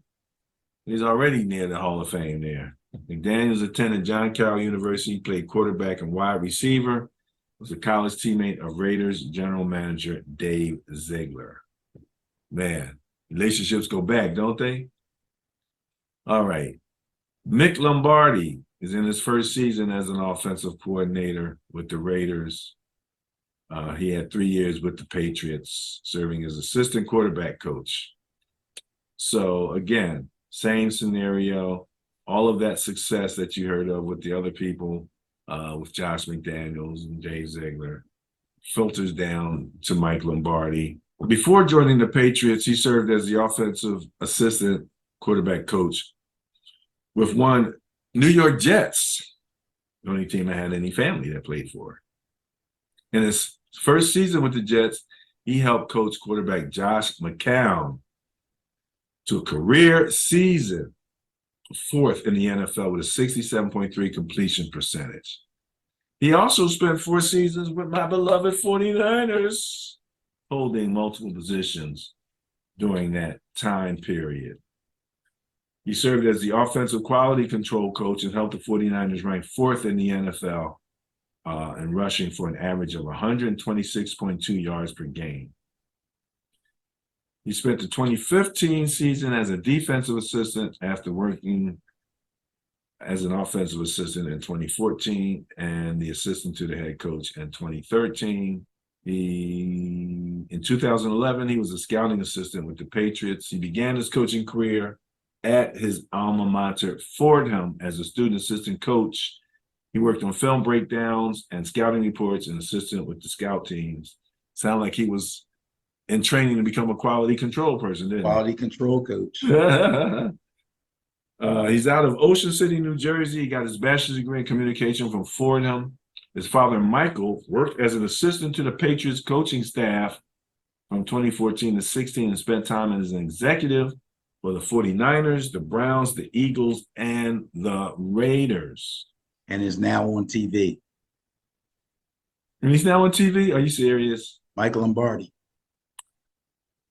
Oh, yeah. I did not put that together. Wow, Michael Lombardi. DC Patrick Graham. In his first season with the Raiders, he has 13 years of experience, though, including 3 as a defensive coordinator. In his career, he's coached in the playoffs 8 seasons, winning 7 division titles, 2 conference championships, and 1 Super Bowl. He served his second stint with the New York Giants from 2020-2021 as the club's assistant head coach, defensive coordinator. Under them, the Giants' defense improved significantly in 2020, ranking 9th with 357 points allowed. He earned his first defensive coordinator role with the Miami Dolphins in 2019. He spent 2018 with the Packers as a linebacker coach and defensive run game coordinator. In 2016, his unit was instrumental in the Giants' defense becoming the most improved in the NFL. He began his NFL career in New England, where he spent 7 seasons with the Patriots, working with current Raiders head coach Josh McDaniels. He played collegiately at Yale, where he was a defensive lineman for the 1999 team that shared an Ivy League title with Brown. Has a bachelor's degree in sociology with a concentration in economics and African American studies. He's out of Waterbury, Connecticut. So there's your Patrick Graham. Special teams coach Tom McMahon had 4 seasons as a special teams coordinator for the Broncos recently. This is his first season as the special teams coordinator for the Raiders. He's a 30-year coaching veteran, and he's coached special teams for the past 15 years. He worked with the Broncos, and he worked with Indianapolis, Kansas City, and New England. He saw his units establish all-time records in several categories. The Falcons in 2008 set an NFL mark by allowing just 49 yards in punt returns for the season. He worked with Vinatieri, helped him set an NFL record, making 44 consecutive field goal attempts.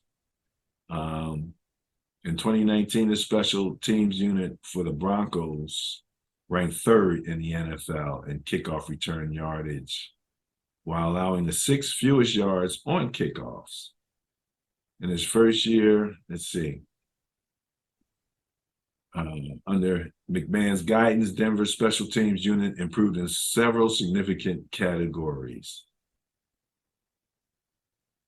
He was with the Colts and also with the Chiefs as a special teams unit coordinator.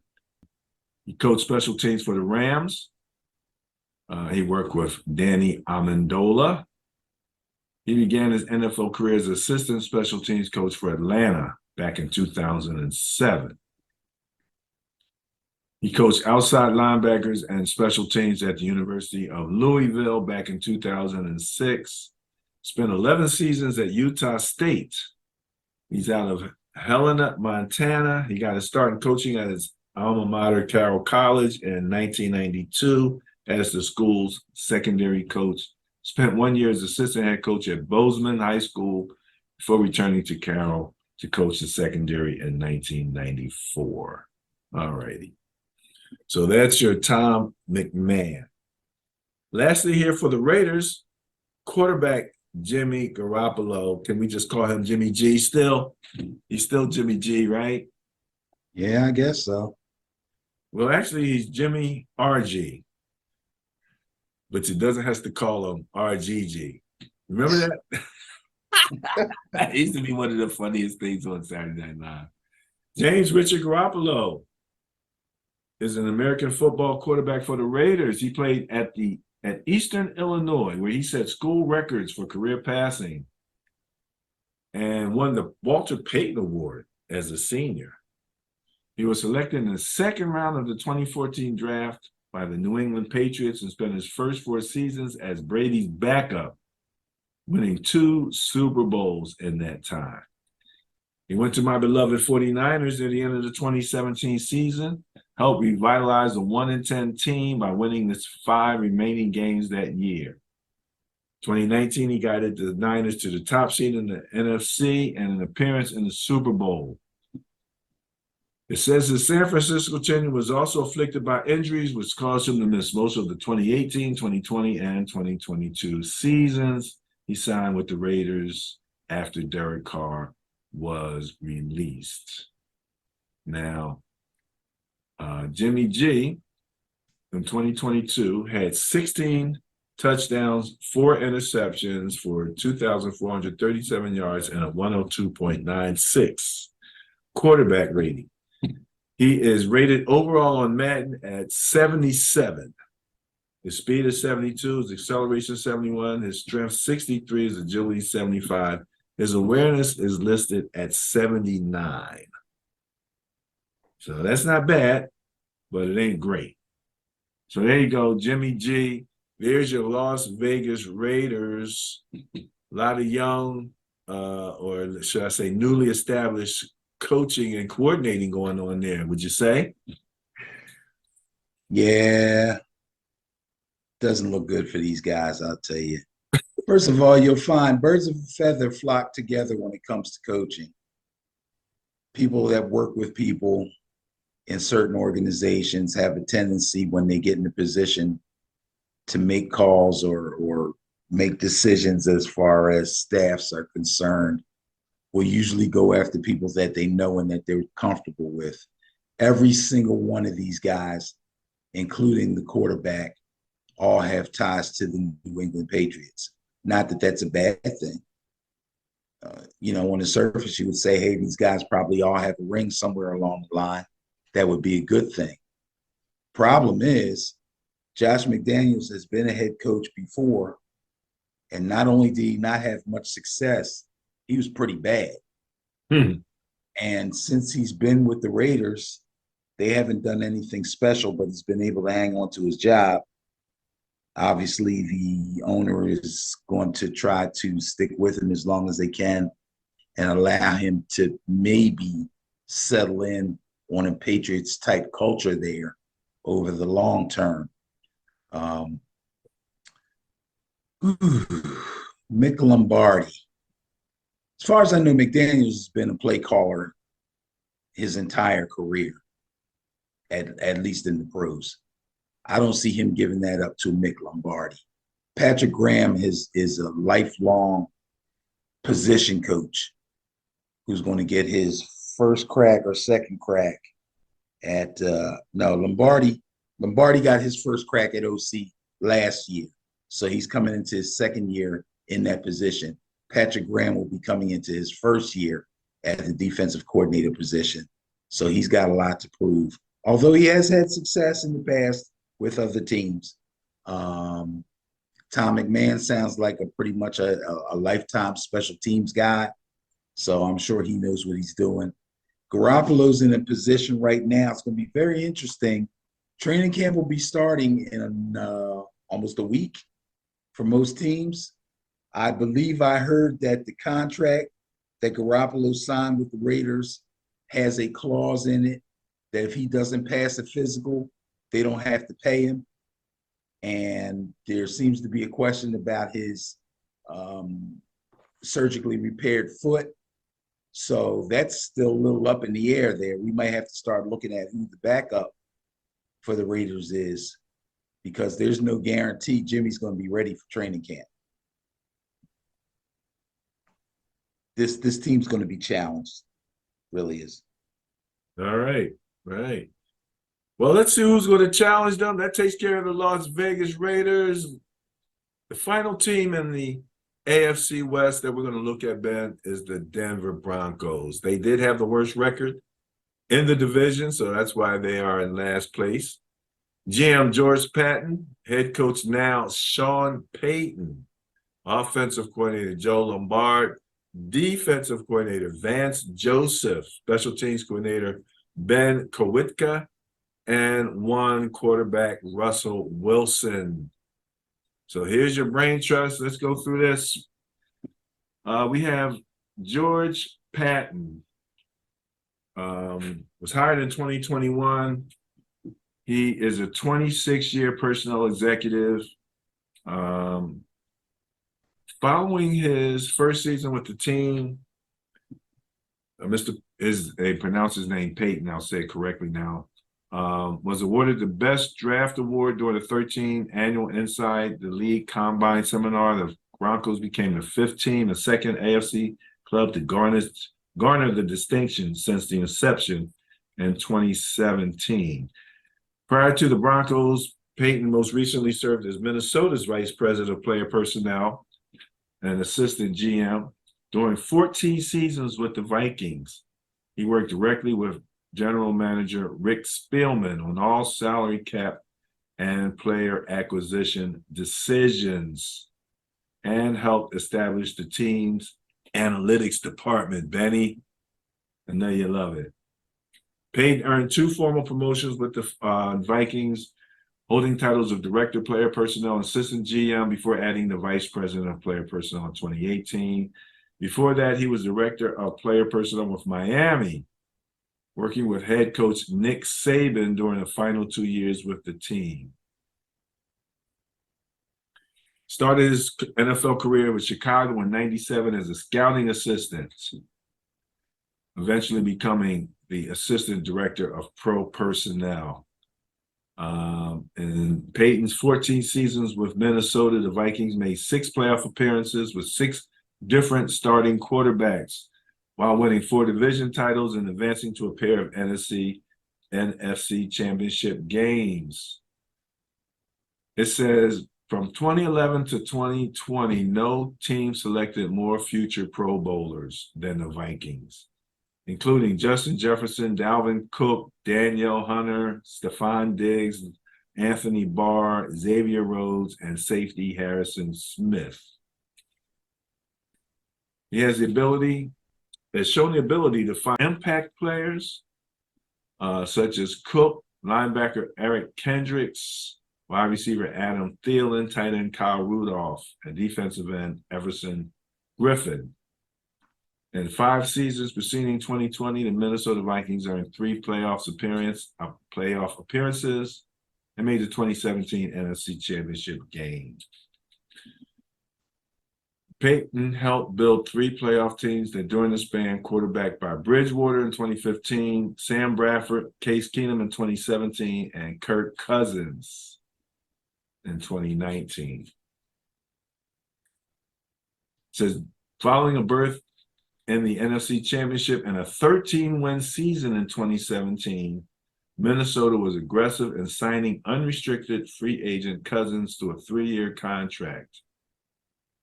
He was named to the Pro Bowl. Whoopee. And is the league's 7th rated passer at 103.6 rating during the last 3 seasons. They selected Bridgewater with the last pick of the first round in the 2014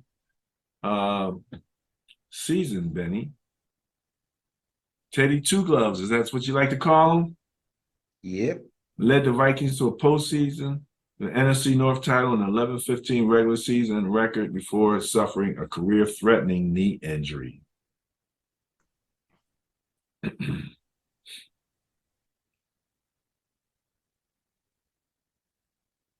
2012, they made their first of 4 playoff appearances. Peyton was instrumental in building the back-to-back NFC North champions as the Vikings won the 2nd most games in the NFL during that span. They signed quarterback Brett Favre. They said as a street free agent and chosen to his 11th career Pro Bowl. He piloted the team to a 12-4 record and a spot in the NFC Championship. I didn't remember that he went that far with those guys. I really didn't. Peyton was a 4-year letter winner as defensive back at UCLA. He played professionally in Italy and Austria. He began his career as a head coach of the sophomore football team at his alma mater, Loyola High School in LA. All right. Kind of like with Andy Reid now, you have a head coach, Sean Payton, with an extensive background. I'm trying to move to this expeditiously, but there's a lot here. All right. So, Sean Payton was the head coach of New England Saints from 2006 to 2021. He led the franchise to his first Super Bowl victory in 2009. Payton himself was a quarterback at Naperville Central High School and Eastern Illinois University and played professionally in 1987 with the Chicago Bears, and then went overseas to Britain and played with the Leicester Panthers. He had a successful career playing quarterback at Eastern Illinois University. His Eastern Illinois team, Denny, were known as the Eastern Airlines due to their prolific passing attack that frequently topped 300 yards per game and had 509 passing yards in one game, which is still a school record. You remember that? Eastern Airlines from Eastern University? Sean Payton playing quarterback? He began his coaching career as an offensive assistant at San Diego State University, held a series of assistant coaching positions at Indiana, Miami, Illinois, and again at San Diego, before landing a job as a quarterback coach with the Philadelphia Eagles. He coached Marshall Faulk. Let me see. While he was with San Diego State, he coached Marshall Faulk. With the Eagles, he helped guide the team to 3 NFC championships, a victory in Super Bowl, 44, and 9 total playoff berths with 7 division titles. Wait a minute. A victory in Super Bowl 44 with who? I'm sorry. This is with the Saints. Thank you. Okay. Although he was not drafted in 1987, he tried out for the Kansas City Chiefs, it says Benny, for 1 day. He had a 1-day tryout. In 87, he played quarterback for the Chicago Bruisers and the Pittsburgh Gladiators during the inaugural season of the Arena Football League, before his rights were sold for $1,000 to the Ottawa Rough Riders of the Canadian Football League. I didn't know they did that kind of stuff from one league to the other. He was a member of the Chicago Bears squad of strike-breaking replacement players known as the Spare Bears during the 1987 NFL players' strike. In 99, he was hired as a quarterback coach for the Giants and was promoted to the role of offensive coordinator in 2000. Under his guidance, the Giants would go on to represent the NFC in Super Bowl 35. During that time, he was known to lock himself in the stadium and sleep on the couches while studying plays during off days. You can tell me more about that. He joined Bill Parcells of the Cowboys as an assistant in 2003. He guided 3 different quarterbacks, Quincy Carter, Vinny Testaverde, and Drew Bledsoe, to 3,000 passing yard seasons. In 2021, he announced his retirement from coaching. And then in January of 2023, he interviewed for head coaching vacancies with the Broncos, Panthers, Cardinals, and Texans, and wound up taking the Broncos job. So that's head coach Sean Payton. That's a heck of a background. Offensive coordinator Joe Lombardi is in his first season as offensive coordinator with the Broncos. He has 27 years of coaching experience. He spent the previous 17 seasons in the NFL with 4 different teams, most recently coaching in Los Angeles, where he served as the Chargers offensive coordinator. Let's see. In his first season with the Chargers, Lombardi directed an offense that ranked 1st in the AFC in passing and 4th in the NFL in total offense. Under his guidance, Herbert set the single-season franchise records. We kind of talked about him a little bit already. Prior to the Chargers, he was with the Saints and serving as the quarterback coach from 2016 to 2020. During that time, they ranked in the top 5 in scoring offense. Their quarterbacks combined to rank 1st in passer ratings and posting a league-leading 2,027 completions. He spent 2 seasons as Detroit's offensive coordinator back in 2014 to 15. In 2007 to 13, he was the Saints' offensive assistant for his first 2 seasons before being promoted to quarterback coach. It says here that he broke into the NFL with Atlanta in 2006 as a defensive assistant. Before his time in the NFL, he coached 11 combined seasons in the XFL and collegiate ranks, starting at the University of Dayton, at the Virginia Military Institute, Bucknell University, New York, New Jersey Hitman, and Mercyhurst College. I guess that's the XFL, the New York, New Jersey Hitmen, eh? It's a heck of a name for a football team. A graduate of the United States Air Force Academy, he was a 3-time letter-winning tight end for the Falcons. He went on to serve a 4-year tour of active duty as the United States Air Force officer. He's an active contributor to military supporting initiatives and was named the NFL Salute to Service Award nominee by the Saints and the Chargers. He's a native of Seattle, Washington, is the grandson of Pro Football Hall of Fame coach and two-time Super Bowl champion Vince Lombardi. So there you go with Joe. I guess I should have put an I on the end of that, Lombardi. That's probably what threw me. Vance Joseph is the new defensive coordinator. Well, I guess I shouldn't say. He's in his third season with the Denver Broncos in 2023. It's his second stint with the Broncos after previously serving as team head coach for 2 seasons. That's what it is. With 24 years of cumulative coaching experience at the professional and collegiate level, he rejoins the Broncos after working as defensive coordinator for Arizona in 2019 to 22. He also includes Miami, Cincinnati, Houston, and San Francisco. Let's see here. As head coach for the Broncos in 2017, he oversaw a team that featured a stout defense. They ranked tied for 5th. 2017, he helped the Broncos join Minnesota as the only NFL team to finish in the top 5 in both passing defense and run defense. Let's see here.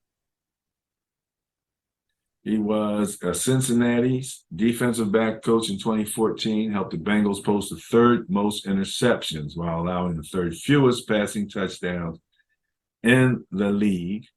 He coached defensive backs for 3 seasons in Houston under Gary Kubiak.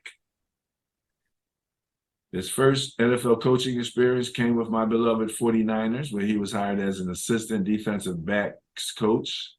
Before he started his coaching career, in the NFL, he was a secondary coach at Bowling Green. He began his coaching career at the University of Colorado under head coach Gary Barnett. Let's see here. He also coached the defensive backs at the University of Miami during the spring of 2002 before returning to Colorado. He's the youngest full-time coach at Colorado at the time of his hire. He was a 3-time letter winner as a quarterback in Colorado and a member of the 1990 National Championship team. He saw action in 30 games for the Buffs as the backup to All-American Darian Hagan and Cordell Stewart. After signing with the Jets as a college free agent, he converted to cornerback and started 6 of 13 games as a rookie. He's from Marrero, Louisiana, where he started at Archbishop Shaw, led the team to a 37-6 record in 3 seasons as the starting quarterback, and won Louisiana for a state championship as a sophomore. He garnered USA Today's honorable mention All-American honors as a senior and lettered in 4 seasons in basketball. His older brother, Mickey, is a former quarterback at the University of Nebraska and served as an interim coach at the University of Nebraska in 2022. So, had a little basketball in his background. Special teams coach Ben Katwika, pronounced Katwika, enters his first season as special teams coordinator for the Broncos. He has 15 years of NFL coaching experience. He spent time with Minnesota, Atlanta, Washington, and the Jets. He began his NFL coaching career in 2007 with the Jets, and then became the defensive special teams quality control coach. In his 6 years as an assistant with the Jets, he helped a special teams unit that recorded 10 combined kickoff and punt return touchdowns, tied for the most in the AFC, second most in the NFL. He served as a defensive coordinator for the United States Military Academy Prep School back in 2005. His start in coaching came 9 years after concluding his collegiate career, where he played linebacker for the Army. He's a decorated officer, spent 8 years in the United States Army after graduating from the United States Military Academy at West Point. His career includes operations in Bosnia, Herzegovina, Korea, and Iraq. He was commissioned as a second lieutenant in the aviation branch of the Army and was selected to fly the AH-64 Apache Longbow, the world's top attack helicopter. He was an attack helicopter platoon leader in support of the 82nd Airborne Division, where he was responsible for the health and welfare of 20 soldiers. He's a nominee of the NFL's Salute to Service Award in 2022. He's out of Tinley Park, Illinois. Now, I included with this, Ben, you don't see his picture here, assistant head coach special teams Mike Westhoff. Now, this name might mean more to you than it meant for me because, again, you've got that college background. But Westhoff is a 40-year coaching veteran who has 32 seasons of NFL experience. So not only did Sean Payton bring over, this particular group, but he has an assistant head coach with 41 years in coaching experience. Westhoff last coached in the NFL under Payton from 2017 to 2018, was part of a coaching staff that helped guide the Saints to the playoffs in each of his 2 seasons there. He spent a decade on the staff of the Pro Football Hall of Fame, on the staff of Pro Football Hall of Fame head coach Don Shula, let's say it again, and was part of 15 seasons with the Dolphins before spending 12 seasons with the Jets. He's out of Bethel Park. Played linebacker and center at Wichita State. So he's the assistant head coach / special teams assistant, I guess. Quarterback Russell Wilson. Russell Carrington Wilson previously played his first 10 seasons in Seattle. He's regarded as one of the greatest dual-threat quarterbacks of all time. Played college football and baseball at North Carolina State before transferring to Wisconsin, where he set the single-season FBS record for passer rating and led them to a Big Ten title and the 2012 Rose Bowl. He also played minor league baseball for the Tri-City Dust Devils and the Asheville Tourists as a second baseman. The Seahawks selected him in the 3rd round of the 2012 NFL Draft. He tied Peyton Manning's then record of most passing touchdowns by a rookie and was named Pepsi's NFL Rookie of the Year. He was named to 9 Pro Bowls and helped lead the Seahawks to 2 consecutive Super Bowls. He and the Seahawks won Super Bowl, let's see if I can get this right, 48. But the next year, Wilson was intercepted at the goal line by Malcolm Butler and lost 49. He holds the record for most wins by an NFL quarterback through 9 seasons and is one of 5 quarterbacks in NFL history with a career passer rating over 100. In 2019, he signed a 4-year, $140 million contract extension with the Seahawks, which made him the highest paid player in the NFL at the time. 2020 became just the 3rd quarterback in NFL history to throw for 30 touchdowns in 4 consecutive seasons. He is also part owner of the Seattle Sounder Major League Soccer, where he purchased a minority stake.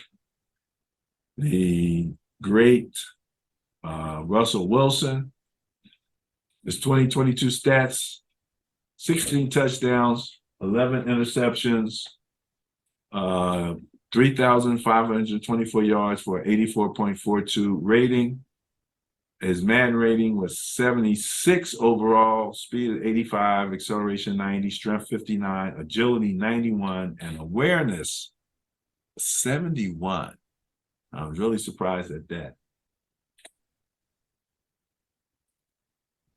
Well, if you only score 16 touchdowns and throw 11 interceptions, that's what your rating's going to be. If you looked at that rating before he played for the Denver Broncos, I would guarantee, and I don't know nothing about Madden, I would guarantee it was much higher. Could be right. You could be right. You could be right. No doubt about it. No doubt about it. But after that season he had last year, that becomes a big question. It really does.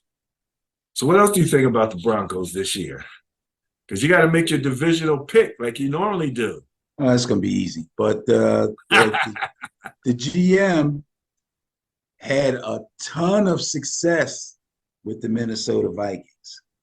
Even though they weren't able to get to a Super Bowl or win a Super Bowl, he has shown a proficiency for finding talent and bringing in talent.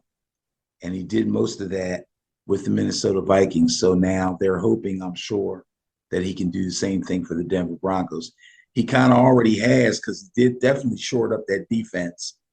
That defense was top notch at the beginning of the year, but the fact that the offense couldn't do anything eventually wore them down till they were looking pretty bad there at the end. But from the beginning to about a little past midseason, I'd say 3/4 of the way through the season, they were playing extremely well. Vance Johnson has been a head coach and a defensive coordinator for several different teams and has success pretty much everywhere he's gone. The whole thing with the Denver Broncos is going to be about Sean Payton. Okay. Here you have an extremely successful head coach for a long time with one team, did win a Super Bowl, does have worked exclusively with a Hall of Fame quarterback. This is probably the closest thing right now to Andy Reid is Sean Payton. Okay. He's hoping to make the jump from long-time success with the Saints and carry it over to a new team, Denver, the same way Reid did as a long-time successful coach with the Eagles and taking it over to Kansas City. And it could, in fact, happen. I got a lot of respect for Sean Payton. Man obviously knows what he's doing, especially on the offensive side of the ball.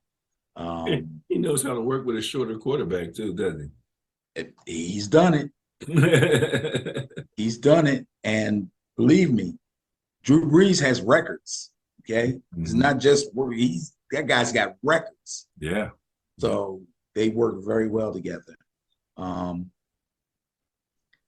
The defensive I talked about Vance Joseph. The offensive coordinator, another Lombardi. I'm going to question him a little bit. I don't know. I don't quite remember. I believe Sean Payton is a play calling head coach too. Yeah, that's what I'm thinking. And Lombardi's coming over from the Chargers, who had some decisions taken out of his hands by the head coach for the Chargers, right? So I gotta think about that. That puts a little question mark over his head. And of course, I'm expecting Russell Wilson to shake off last year. I am. I think when he went over to Denver, he started smelling himself, as people say. You know what I mean? The things that I've heard about the way he acted and the way he corresponded with his teammates, the fact that he had his own personal office in the facility on the same floor as all the Broncos executives. You might say, well, they give him an office, so what? But your players look at that different. Like, to players, we're all players. The locker room is our home. That's where we belong. That's where we do our thing. We don't even want the executives coming in the locker room, really, unless they come in and pat us on the back after we won a game, and then they can get the hell out of there. This guy, instead of hanging in the locker room with them, he got his own office. What's he need an office for? On the same floor with the executives. So Sean Payton squashed that day one. So hopefully Sean Payton can rein him back in, or reel him back in, or however you want to say it, and get him to buckle down and get back to playing football and not just talking that, let's ride. Come on. He's the ultimate rah-rah guy, and he's corny as hell. We don't need to hear all that. We need you to score more than 16 touchdowns and throw less than 11 interceptions, please. Okay, that's all I'm asking for. Make your team competitive. I mean, you pretty much ruined the whole AFC West is the toughest division in football thing darn near by himself. Because Derek Carr pretty much handled his own. You know, Herbert did his thing and Mahomes does his thing. You know, Russ ruined that. But obviously, I would say, although I expect the Chargers to be better this year, I don't expect the Raiders to be much better. And the jury's out on I don't even know what to say about the Broncos. They have to get better. They got nowhere to go but up. But how much better they get this first year for Sean Payton, I have no idea. So obviously the class of this division is the Kansas City Chiefs. There's no argument there. All right. Kansas City Chiefs it is. I didn't doubt that you were going in that direction, which wraps up the AFC, what was this, West? Yep. Which means that our final division, Benny, number 8, the NFC West, will be the final brain trust report that we will do, and we'll do that for next week. All right. Looking forward to that, no doubt about it. Let's get ready to wrap this thing up, Benny. We have just a couple things that I'd like to talk about real quick. Let's see if we can go here to our Ben and Barry on Football Facebook page. Again, last week's show where we did the AFC South, I believe it was, Tampa Bay Buccaneers, etc. You can go back and take a look at that video. Real quick, Ben, the Jaguars signed Doug Peterson's son, Josh. He becomes the second USFL player to get an NFL contract in 2023. Who did he play for? Was that the Gamblers? You would ask that question, wouldn't you? Yeah, I would. Take a quick look here to see who he was with. I'm looking at his uniform and trying to come up with it. No, I think you're right. I think that is the Houston Gamblers. Yeah, that's interesting. I watched enough football to catch up with that. I watched enough USFL, rather. It was a saving grace. This is the offensive X factors for all 32 NFL teams. And I looked at that. Yeah, what'd you think about that? Well, I thought it was interesting that you found it interesting that some GMs were named as X factors. That's what prompted me to look at the list. And when I looked at the list, I had to nod my head and say, yep. Oh, shucks. Yep, that's an X factor. How he performs is going to mean a lot to those teams. And how the players, I was almost 100% on every one of the people that they picked for each team. Wow. Wow. Well, you can go to Ben and Barry on Football at BNBOF and take a look at that article for all 32 teams. Ben, you like Hard Knocks, don't you? Hard Knocks is a really good show as far as I'm concerned. Some people don't like it. I've heard people say, first of all, they have rules about who can go on Hard Knocks. Did you read the article? I read some of it. Yeah, I know that the Jets were happy. They really didn't want to be on Hard Knocks. Well, nobody really wants to be on Hard Knocks because, first of all, it's usually teams that aren't doing well that get to be on Hard Knocks. Seldom do they put a good team on there. And they have rules about, I guess they're NFL rules, about what team that the network can try to get. They can't be a playoff team. They can't have had too good of a record. There's a lot of variables that go into the teams that get picked. So evidently, the Jets were the best of the bad. You know what I mean? Like you don't want a team. They don't want a team that sucks and expects to suck again. Like they're not going to put Denver on there. Right. Okay. You know? But because the Jets did not make the playoffs, and now have Aaron Rodgers, and look like they've established a really good defense, even though they didn't do as well as they thought they were going to do last year, and had a decent draft, that this is a team to look out for. And that's really what they go for in Hard Knocks, teams to look out for. But the best part about Hard Knocks is the stuff that you can see as a fan that you ordinarily wouldn't get to see, like position meetings, how position coaches address players during practices.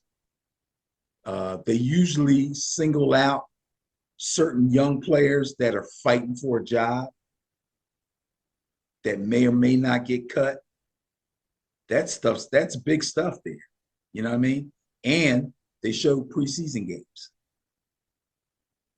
So if you see a guy that's fighting for a job in practice, and then they show how that particular guy did in a preseason game, it's like you can feel it. Oh, he's going to make it. Oh, I want him to do well. You know what I mean? It's a great show. I think it's a great show. All right. Well, you explained something to me that I didn't know. I didn't understand, and especially with them doing the preseason games and being able to kind of look at the person in the preseason and I've seen some of the scenes where people get cut. Go talk to the coach, bring your playbook. Yeah. And then you get to see the ins and outs of that too. Like sometimes they'll say, listen, we really don't want to let you go. So we're going to put you on waivers. If nobody picks you up, we're going to bring you back. We're going to put you in the practice squad. There's a lot that goes on. And then if you're allowed to come back and we put you in the practice squad, you still have an opportunity to make the team and make the 53. You know what I mean? Things can happen. People get hurt. Or maybe somebody picks you up on waivers and somebody gets hurt. And next thing you know, you're a freaking start. It happens. It happens. So that kind of stuff is really interesting. Yeah, well, just to be able to see how Aaron Rodgers interacts with the team is going to make it all worthwhile in and of itself. Yeah.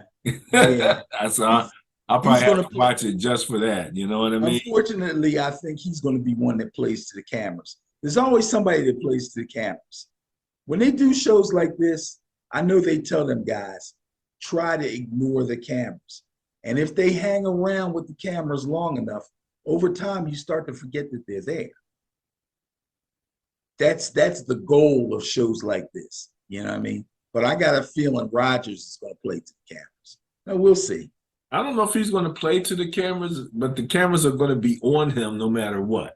Which gives him all the opportunity in the world to play for him. Yeah, I know. But I mean, he might just walk around, be cold. We'll see. That'll be one of the things to talk about. To me, before season starts, he's not the most interesting guy. No. I would look at Breece Hall. I would look at Sauce. I would look at maybe he's a bad boy, man. I would want his stats. I want to see the guy that's playing the corner opposite Sauce. I want to see the guy that got drafted in the 3rd round. Those are the people I want to see. Okay. All right. Well, maybe we'll include a little piece as we move along in the season to talk about what's going on in the Hard Knocks world. It's a Hard Knocks life there. Well, Benny, I have no more. What about you? No, that's it for me. All righty. Well, then, ladies and gentlemen, www.benandbarryonfootball.com. Visit us, visit our YouTube channel, our Instagram page, our Facebook page, and we will be out with the NFC West Brain Trust for the final episode of the series Brain Trust of the NFL. Have a good one. Peace.